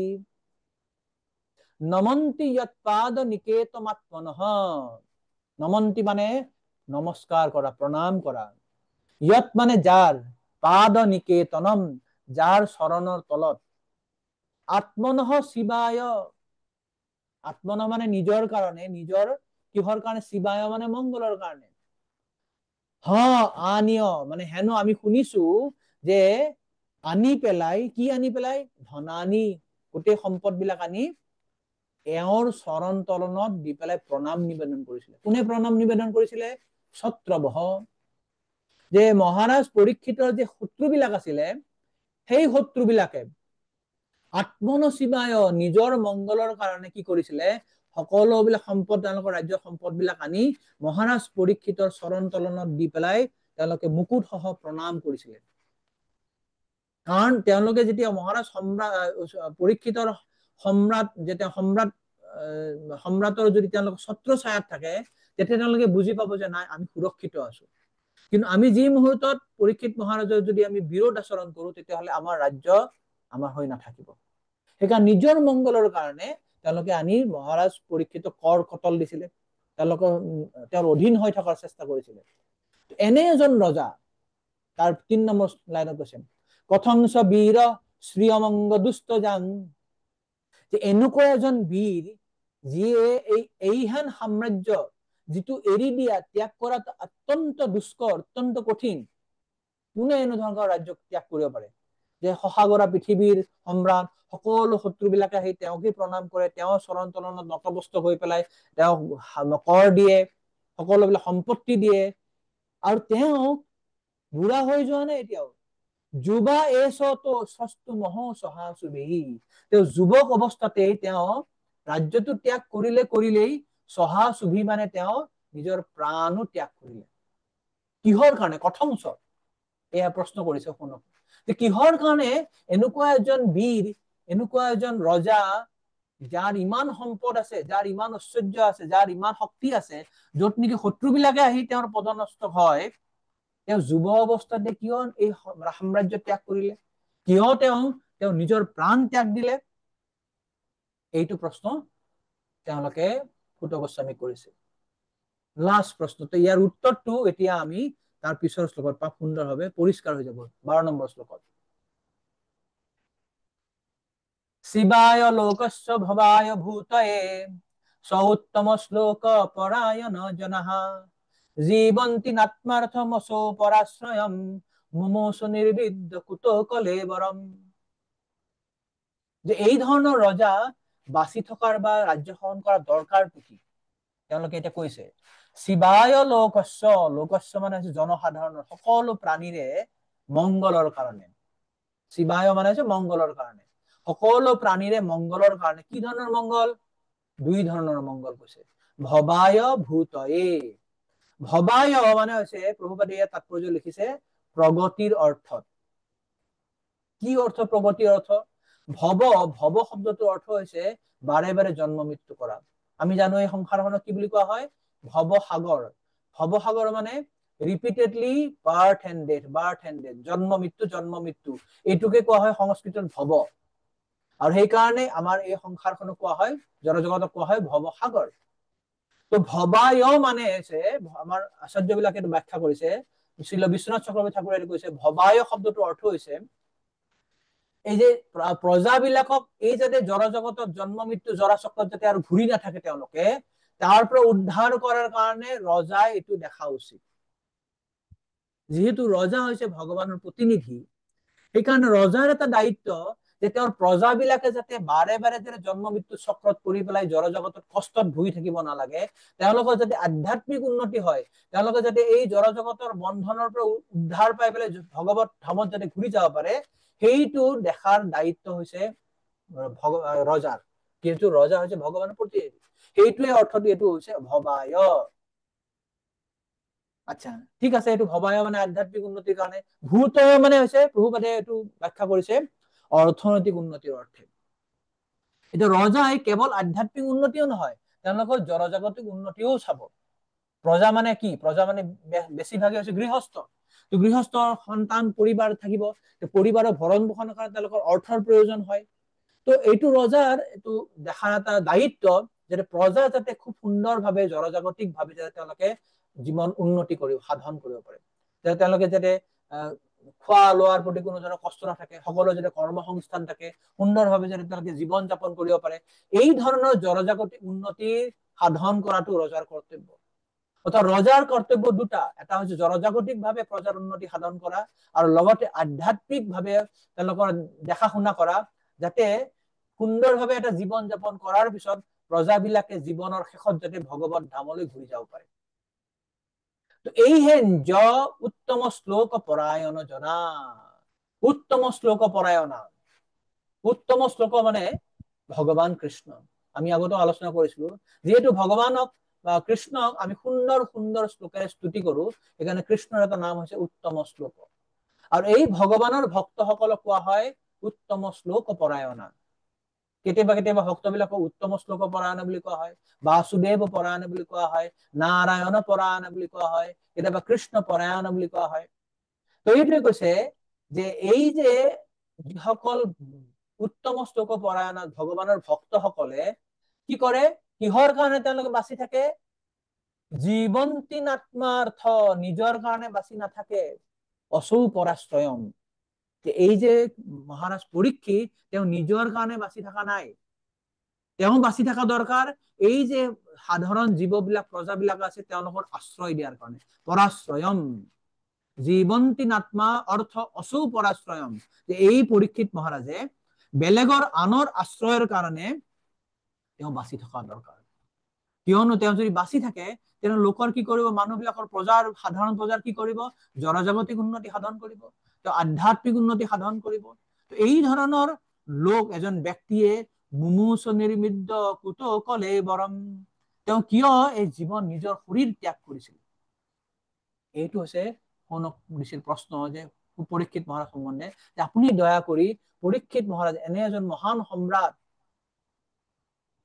যিজনৰ গুণৰ কোনো শেষ নাই, যিজনৰ জন্ম আশ্চৰ্যজনক, কৰ্ম আশ্চৰ্যজনক, যিজনৰ পদতম কবল সকলো শত্ৰুৱে আহি পেলাই মথম পদনত হৈ পেলাই প্ৰণাম কৰিছিলে, যিজনে সমস্ত প্ৰজাবিলাকৰ জনজাগতিক আৰু আধ্যাত্মিক উন্নতি সাধন কৰিব পাৰে, কিয় তেওঁ এই যুৱ অৱস্থাতে জীৱন ত্যাগ কৰিছিলে? এই প্ৰশ্ন তেওঁলোকে কৰিছিলে। তো ইয়াৰ পিছত লাষ্টত আৰু এটা প্ৰশ্ন কৰিছে, প্ৰশ্ন নহয় একচুৱেলি, এতিয়া এইটো এটা প্ৰভুপাদে ধুনীয়া এটা তাৎপৰ্য এটা কৈছে যে এটা জীৱক ৰক্ষা কৰি আন এটা জীৱক আনৰ দ্বাৰা নিহত হবলৈ এৰি দিবৰ বাবে তেওঁ এজন মূৰ্খ বা পক্ষপাতকাৰী প্ৰশাসক নাছিলে। পৰীক্ষিত মহাৰাজৰ কথা কৈছে যে পক্ষপাতকাৰী প্ৰশাসক বা মূৰ্খ ৰজা কেনেকুৱা হয়, যে তেওঁ এজন জীৱক ৰক্ষা কৰি আৰু এটা আন জীৱক নিহত হবলৈ এৰি দিয়ে। সাধাৰণতে আমি এতিয়া দেখা পাওঁ আমাৰ এতিয়া বৰ্তমান দিনত এনেকুৱা ধৰণৰ নিয়ম কৰে চৰকাৰে, যে যেই নিয়ম বিলাক কেৱল মানুহৰ ক্ষেত্ৰত মানে প্ৰযোজ্য হয়, অন্যান্য জীৱৰ প্ৰতি প্ৰযোজ্য নহয়। এজন মানুহে যদি আৰু এজন মানুহক হত্যা কৰে তেতিয়াহ'লে শাস্তি দিয়া হয়, ফাঁচি দিয়া হয়। কিন্তু এজন মানুহে যদি এটা পশুক হত্যা কৰে তেতিয়া তেওঁৰ শাস্তি নহয়। কিন্তু আচলতে ইয়াতে কি হৈছে, চৰকাৰে পক্ষপাত কৰিছে। কেনেকে পক্ষপাত কৰিছে? শাস্ত্ৰত কোৱা আছে, প্ৰজা শব্দটোৰ অৰ্থ হৈছে যে প্ৰকৃষ্ট ৰূপেণ জায়তে, যে যিটো প্ৰাণীয়ে কোনো ৰাজ্যৰ ভিতৰত যেতিয়া জন্মগ্ৰহণ কৰে তেওঁকো প্ৰজা বুলি কোৱা হয়। প্ৰত্যেকজনে হৈছে প্ৰজা। প্ৰজা মানে কেৱল মানুহকে প্ৰজা বুলি কোৱা নহয়, এখন ৰাজ্যৰ ভিতৰত যাৰেই জন্ম হৈছে তেওঁই প্ৰজা, প্ৰকৃষ্ট ৰূপেণ জায়তে। তো তেনেহলে প্ৰত্যেকজন ৰজাই প্ৰত্যেকটো প্ৰাণীকে পক্ষপাতিত্বহীন ভাৱে তেওঁ দেখা শুনা কৰা উচিত। ৰজা এনেকুৱা হব নালাগে তেওঁ মানুহৰ কাৰণে তেওঁ কৃপা কৰিব আৰু বাকী পশুবিলাকতো বধ কৰি পেলাই মানুহ খাবৰ কাৰণে দিব। তো পৰীক্ষিত মহাৰাজ এনেকুৱা এজন মূৰ্খ বা পক্ষপাতকাৰী প্ৰশাসক নাছিল। ইয়াতে প্ৰভুপাদে কৈছে ৰজা হৈছে পৰমেশ্বৰৰ প্ৰতিনিধি আৰু সেইবাবেই ৰজাৰ উদ্দেশ্যও পৰমেশ্বৰৰ উদ্দেশ্যৰ সৈতে একে হোৱা উচিত। ৰজাৰ উদ্দেশ্য পৰমেশ্বৰৰ উদ্দেশ্যৰ সৈতে এক হোৱা উচিত। পৰমেশ্বৰৰ উদ্দেশ্য কি? পৰমেশ্বৰৰ উদ্দেশ্য হৈছে, আপোনালোকৰ মনত আছে ৩ নম্বৰ প্ৰশ্নৰ উত্তৰ ৬টা প্ৰশ্ন কৰিছিলে শৌনক ঋষিয়ে। তাৰ ভিতৰত ৩ নম্বৰ প্ৰশ্নটো কি আছিলে, যে ভগৱান কৃষ্ণ কিয় দেৱকীৰ গৰ্ভত আহিছিলে, পুত্ৰ ৰূপে আহিছিলে? তাৰ অৰ্থ হৈছে, তাৰ উত্তৰটো আছিলে যে তেওঁ সত্যগুণত থকা ভক্তবিলাকক, জীৱবিলাকক তেওঁ ভগৱত ধামত ঘূৰাই লৈ যায়, to reclaim all the conditioned soul, those who are in the mode of goodness. অৰ্থাৎ ভগৱানৰ উদ্দেশ্য হৈছে বদ্ধ জীৱবিলাকক ভগৱত ধামলৈ ঘূৰাই লৈ যোৱা।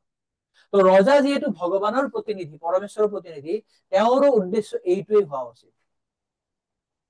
প্ৰভুপাদে লিখিছে সকলো জীৱই তেওঁৰ প্ৰতি অনুগত হৈ সেইদৰে সুখী হোৱাটোকে ভগৱানে বিচাৰে। সেয়েহে সকলো প্ৰজাকে ভগৱানৰ ধামলৈ উভতি যোৱাৰ বাবে পথ প্ৰদৰ্শন কৰিব পৰাটোৱেই ৰাজ্য শাসনৰ উদ্দেশ্য হোৱা উচিত।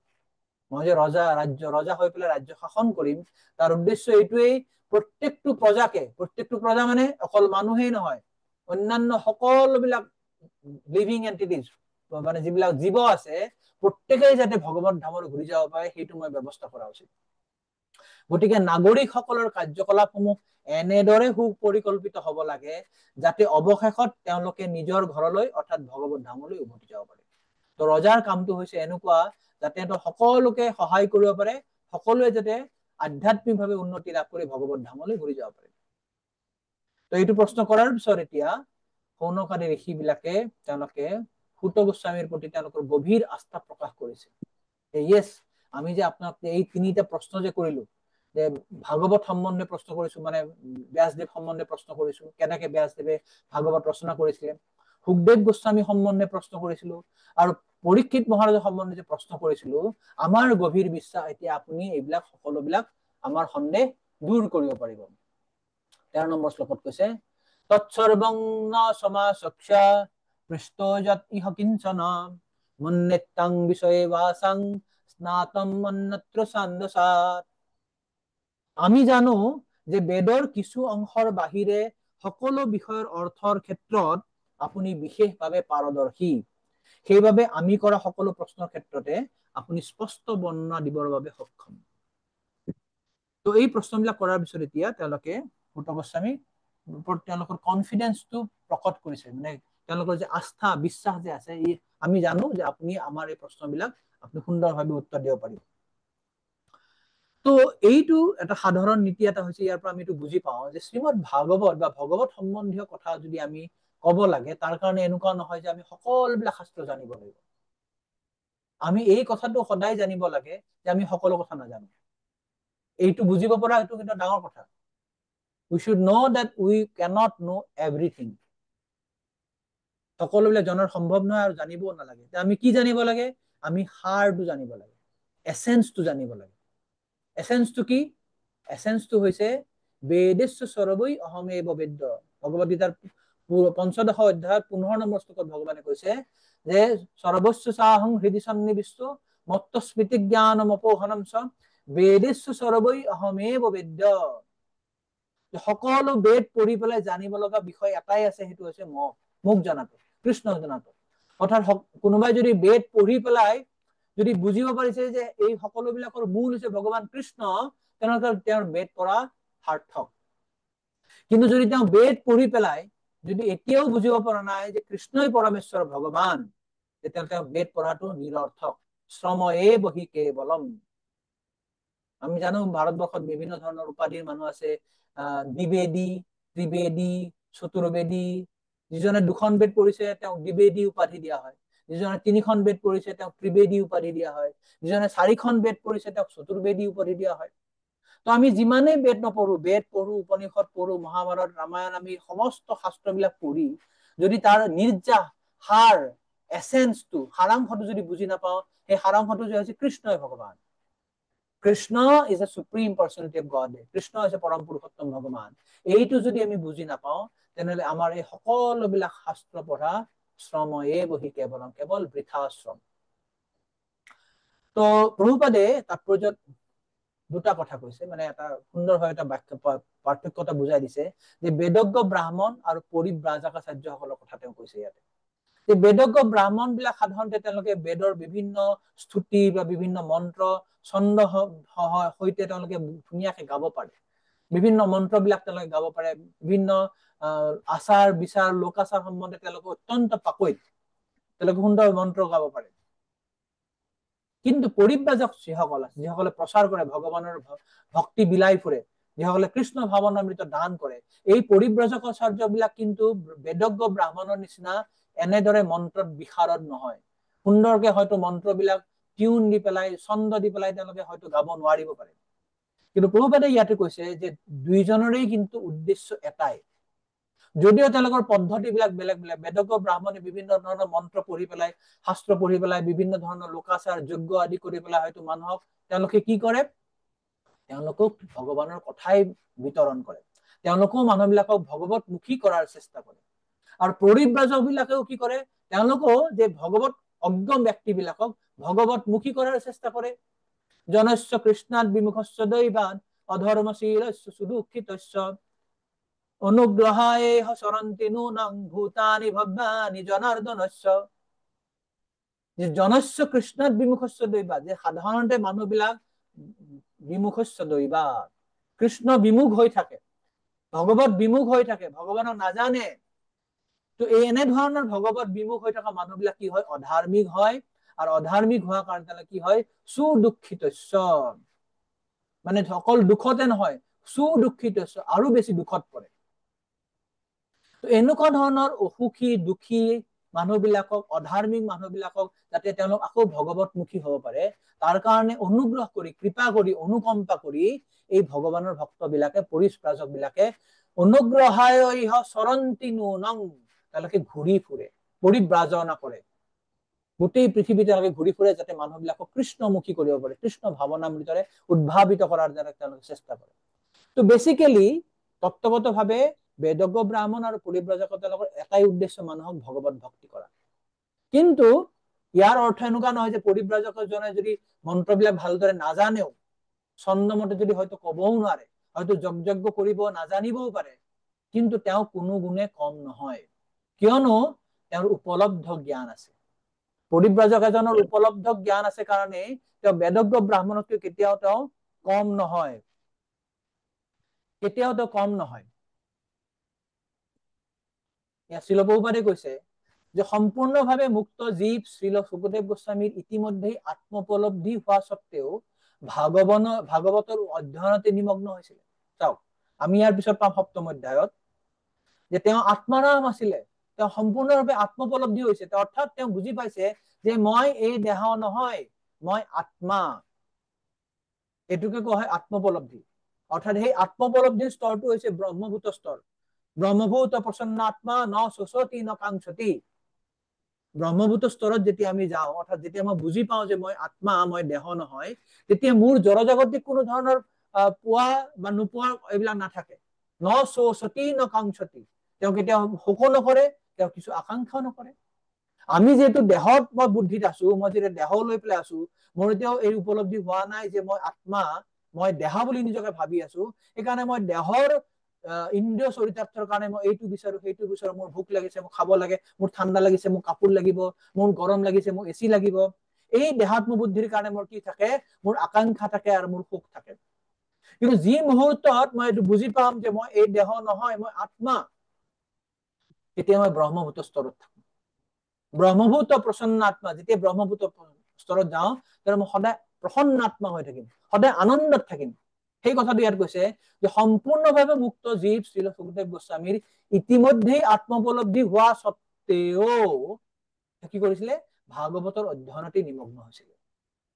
শ্ৰীল সূত গোস্বামীয়ে তেখেতৰে পদাংক অনুসৰণ কৰিছিল, আৰু সেইবাবেই যি বৈদিক মন্ত্ৰৰ ছন্দ অনুসাৰে উচ্চাৰণৰ বাবে প্ৰকৃত উপলব্ধিতকৈ অভ্যাসৰহে অধিক প্ৰয়োজন, তেনে বৈদিক মন্ত্ৰৰ উচ্চাৰণৰ ক্ষেত্ৰত পাৰদৰ্শিতা নথকা বাবেই তেওঁৰ পদমৰ্যাদা কোনোমতেই কম গুৰুত্বপূৰ্ণ নাছিল। কি কবলৈ গৈছে যে আমি যদি বৈদিক মন্ত্ৰ যদি সুন্দৰকে উচ্চাৰণ কৰিবলৈ যাওঁ, তাৰ কিছুমান নিয়ম আছে, কিছুমান ছন্দ আছে সংস্কৃত শব্দবিলাকৰ, মন্ত্ৰবিলাকৰ। সেই ছন্দমতে যদি আমি পঢ়ো, তেতিয়া সেইবিলাক কাৰ্যকৰী হয়। যদি ছন্দমতে যদি পঢ়িব নোৱাৰো, তেতিয়া সেই মন্ত্ৰৰ একো কাম নিদিব। তাৰ কাৰণে আমাৰ বহুত অভ্যাস লাগিব। এতিয়া সেইবিলাক আমি অভ্যাস কৰাৰ কাৰণে আমাৰ উপলব্ধি নহলেও কথা নাই, মই সুন্দৰকে মাতি গৈছো, আওৰাই গৈছো ধুনীয়াকে, নাহং প্ৰকাশ বা এনেকুৱা ধৰণৰ মন্ত্ৰবিলাক যিবিলাক আছে, সহস্ৰ শীৰ্ষা পুৰুষা সহস্ৰাক্ষ সহস্ৰপাত স্বভূমিম প্ৰত্যুত অত্যতিষ্ঠ দশাংগুল, এনেকে বিভিন্ন মন্ত্ৰবিলাক যে বেদৰ মন্ত্ৰবিলাক যে আছে, এই মন্ত্ৰবিলাক ধুনীয়া ছন্দমতে যদি কোনোবাই গাব পাৰে, তেওঁ যদি অৰ্থ বুজিও নাপায়, তেতিয়াহ'লে তেওঁ কি হব? একদম বেদজ্ঞ ব্ৰাহ্মণ হৈ পৰিব। কিন্তু প্ৰভুপাদে ইয়াত কৈছে যে আচলতে ইয়াতকে বেছি গুৰুত্বপূৰ্ণ কথাটো হৈছে তাৰ উপলব্ধি হোৱা। সেই উপলব্ধিটোহে আচল গুৰুত্বপূৰ্ণ কথা। তো এইকাৰণে সূত গোস্বামীও তেওঁৰ কিন্তু গুৰুৰ পদাংক অনুসৰণ কৰিছিলে। তেওঁৰ গুৰু যদিও আত্মোপলব্ধি স্তৰত আছিল, কিন্তু তেওঁ ভাগৱত অধ্যয়নত বেছি ৰত আছিলে। সেইকাৰণে তেওঁ কোৱা হয় বিষ্ণু জনপ্ৰিয়। আমি সপ্তম অধ্যায়টো পাম যে যিজন ব্যক্তি আগতে অৰণ্য প্ৰিয়া আছিলে, শুকদেৱ গোস্বামী অৰণ্যত গৈ আছিলে, বনত গৈ পেলাই আছিলে, তেওঁ যেতিয়া গৈ পেলাই সেই শ্লোক দুটা শুনিলে, ব্যাসদেৱৰ শিষ্যসকলৰ মুখৰ পৰা, তেতিয়া তেওঁ লগে লগে তেওঁ দেউতাকৰ ওচৰত আহি পেলাই শ্ৰীমদ ভাগৱতখন শ্ৰৱণ কৰিলে, অধ্যয়ন কৰিলে, আৰু তাৰ পাছত তেওঁ সেই শ্ৰীমদ ভাগৱত সকলোৰে আগত গাই ফুৰিলে, যাৰ কাৰণেই সেই অৰণ্য প্ৰিয় সুখদেৱ গোস্বামী পিছত গৈ পেলাই তেওঁ ভক্ত জনপ্ৰিয় হৈ গল, বিষ্ণু জনপ্ৰিয় হৈ গল। কিহৰ কাৰণে? তেওঁৰ উপলব্ধ জ্ঞান আছিল। তেওঁ বৈদিক ব্ৰাহ্মণৰ নিচিনা কেৱল মন্ত্ৰবিলাক আওৰাই থকা নাছিল। প্ৰভুপাদে পিছৰ লাইনটো খুব সুন্দৰ কথা এটা কৈছে লাষ্টত, যে তত্ত্বজ্ঞান উপলব্ধি কৰাটো ভাটৌ চৰাইৰ দৰে আওৰাব পৰা ক্ষমতাতকৈ অধিক গুৰুত্বপূৰ্ণ। যে ৰিয়েলাইজেশ্যন বুলি যিটো কোৱা হয়, যে আমাৰ যে শাস্ত্ৰৰ জ্ঞানটো আমাৰ নিজৰ উপলব্ধি হোৱাটো বেছি গুৰুত্বপূৰ্ণ। ক'তকৈ গুৰুত্বপূৰ্ণ? কেৱল মুখস্থ কৰা। মই মন্ত্ৰ এটা মুখস্থ কৰিলো আৰু বেলেগৰ আগত ভৰ ভৰ গাই দিলো, ভাটৌ চৰাইৰ নিচিনা আওৰাই দিলো, এইটো গুৰুত্বপূৰ্ণ কথা নহয়। আমাৰ কিমান উপলব্ধি হৈছে সেইটোহে আমি গুৰুত্বপূৰ্ণ। সেইকাৰণে আমি যোৱা ক্লাছত আলোচনা কৰিছিলো, আমি এই যে আধ্যাত্মিক জ্ঞানটো আমি কেতিয়া বেলেগক দিব পাৰিম? যে যি পৰিমাণে আমাৰ নিজৰ উপলব্ধি হ'ব, আমাৰ যি পৰিমাণে ব্যক্তিগত উপলব্ধি হ'ব, আধ্যাত্মিক জ্ঞান আমাৰ যিমান পৰিমাণে উপলব্ধি হ'ব, সিমান পৰিমাণে আমি সেইটো বেলেগক ট্ৰেন্সফাৰ কৰিব পাৰিম, বিতৰণ কৰিব পাৰিম। আৰু সেইটো বেছি গুৰুত্বপূৰ্ণ। ভাটৌ চৰাইৰ নিচিনা কেৱল কথাবিলাক কৈ গলে সেইটো বেছি গুৰুত্বপূৰ্ণ কথা নহয়। তো আমি সেইকাৰণে হ'ব লাগে, কেনেকুৱা হ'ব লাগে? সাৰগ্ৰাহী হ'ব লাগে, ভাৰবাহী নহয়। We should be essence seeker, not burden carrier. মানে আমি বহুত শ্লোক জানো, বহুত শাস্ত্ৰ জানো, গোটেই শাস্ত্ৰবিলাক পঢ়িছো, এইবিলাক পঢ়ি পেলাই মোৰ মূৰৰ ওপৰত একদম ভাৰ এটা লৈ ফুৰি আছো মই। সেইটোত নিয়াতকে মই যদি সাৰটো বুজি পাওঁ যে Krishna is a supreme personality of god, Krishna হৈছে পৰম পৰমেশ্বৰ ভগৱান, এই উপলব্ধি যেতিয়া হৈছে, মোৰ যেতিয়া কনভিন্স হৈ গৈছো, মই যেতিয়া একদম গভীৰ দৃঢ় বিশ্বাস হৈছে, প্ৰত্যয় হৈছে, তেতিয়া সেই বিশ্বাসেৰে মই যেতিয়া জ্ঞানটো বেলেগক দিম, তেতিয়া সেই বেলেগ মানুহজনৰ কি হ'ব? হৃদয় পৰিৱৰ্তন হৈ যাব। কিন্তু তেওঁ এইটো উপলব্ধি কৰিব, তেওঁ বেলেগ এজন মানুহক ক'ব পাৰিব যে কৃষ্ণ পৰমেশ্বৰ ভগৱান। এইটো হৈছে যথাযথভাৱে পৰম্পৰা ধাৰাত জ্ঞানৰ বিতৰণ হোৱা। এটা শেষত এটা সৰু কাহিনী এটা কৈ পেলাই আজি ক্লাছটো শেষ কৰিম। আপোনালোকে জানে এটা কাহিনী এটা আছে, যে এটা চিকাৰীয়ে বনত চিকাৰ কৰিবলৈ যায়। এই চিকাৰ কৰিবলৈ কি কৰে? তাতে চৰাই ধৰিবলৈ যায়। চৰাইবিলাক ধৰাৰ কাৰণে এটা জাল পাতে, বনত গৈ পেলাই জাল পাতে, জাল পাতি পেলাই তাতে সি দানা দি দিয়ে, আৰু চৰাইবিলাকে সেই দানা খাবলৈ যেতিয়া আহে তেতিয়া জালত ফচি যায়। তো এবাৰ গোটেই চৰাইবিলাকে মিটিং কৰিছে, মিটিং কৰি পেলাই সকলোৱে আলোচনা কৰি গৈছে, জানো এই যে চিকাৰীটো অহা নহয়, মহা বদমাছ, সি আহি পেলাই জাল দিব, তো জাল দি পেলাই কি কৰিব? দানা দি দিব, দানা দি পেলাই আমাক মাতিব, আৰু আমি দানা খাবলৈ গৈ পেলাই ফচি যাওঁ। সেইকাৰণে আমি সদায় এটা মন্ত্ৰ এটা সকলোৱে মাতো, আমি মন্ত্ৰ এটা মাতিম, সকলোৱে মন্ত্ৰটো আমি মাতি থাকিম, মাতি থাকিলে আমি তেতিয়া আৰু ফচি নাযাওঁ। কি মন্ত্ৰ?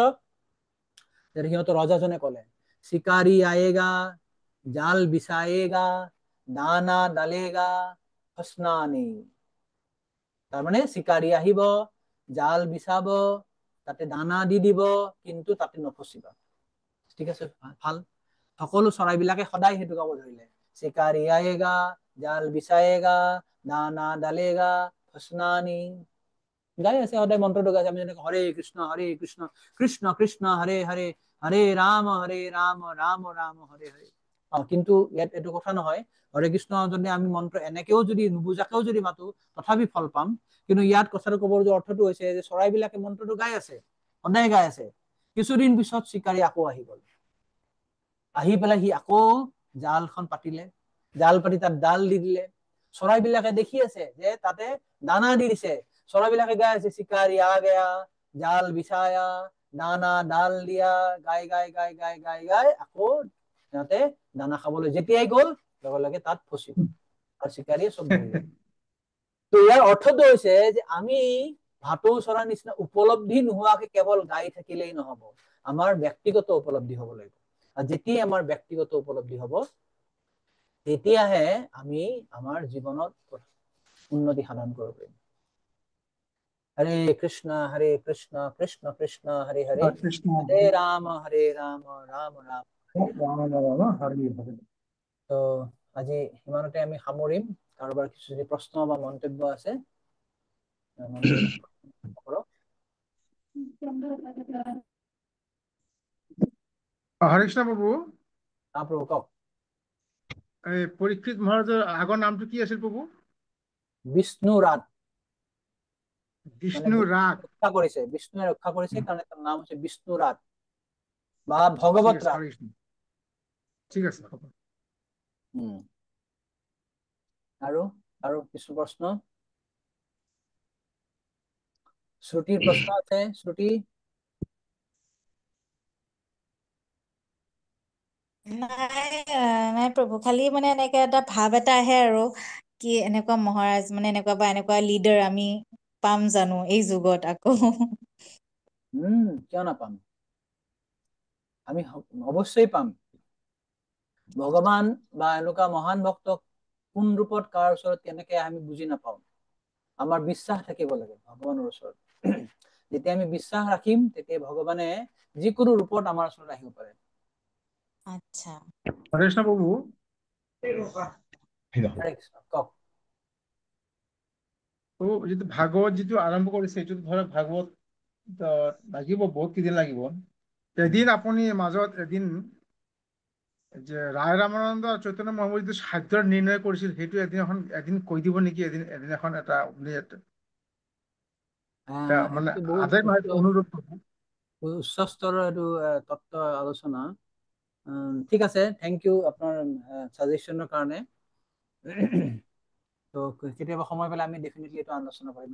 এটা বিশাল এটা তথ্য, এটা ডাঙৰ এটা অধ্যায় বা ডাঙৰ এটা বিষয়, এটা খুব গভীৰ তত্ত্ব। কেতিয়াবা সুযোগ হয় পালে প্ৰভু, আমি হয়। আলোচনা কৰিম। হয়, ঠিক আছে, হৰে কৃষ্ণ। হৰে কৃষ্ণ। আৰু কাৰোবাৰ কিছু প্ৰশ্ন? মনমোহিনী মাতাজীৰ প্ৰশ্ন আছে নেকি?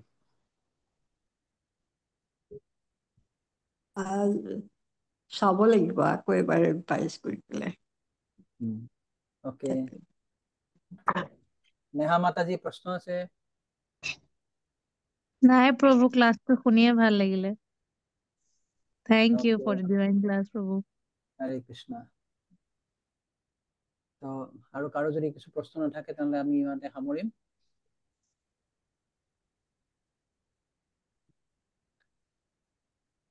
গ্ৰন্থৰাজ শ্ৰীমদ ভাগৱতম কি জয়, জগতগুৰু শিল প্ৰভুপাদ কি জয়, সমবেত গৌৰ ভক্তবৃন্দ কি জয়, বাঞ্ছা কল্পতৰুভ্যশ্চ কৃপা সিন্ধুভ্যেব চ পতিতানাং পাবনেভ্যো বৈষ্ণবেভ্যো নমো নমঃ। অনন্ত কৃষ্ণ বৃন্দ কি জয়।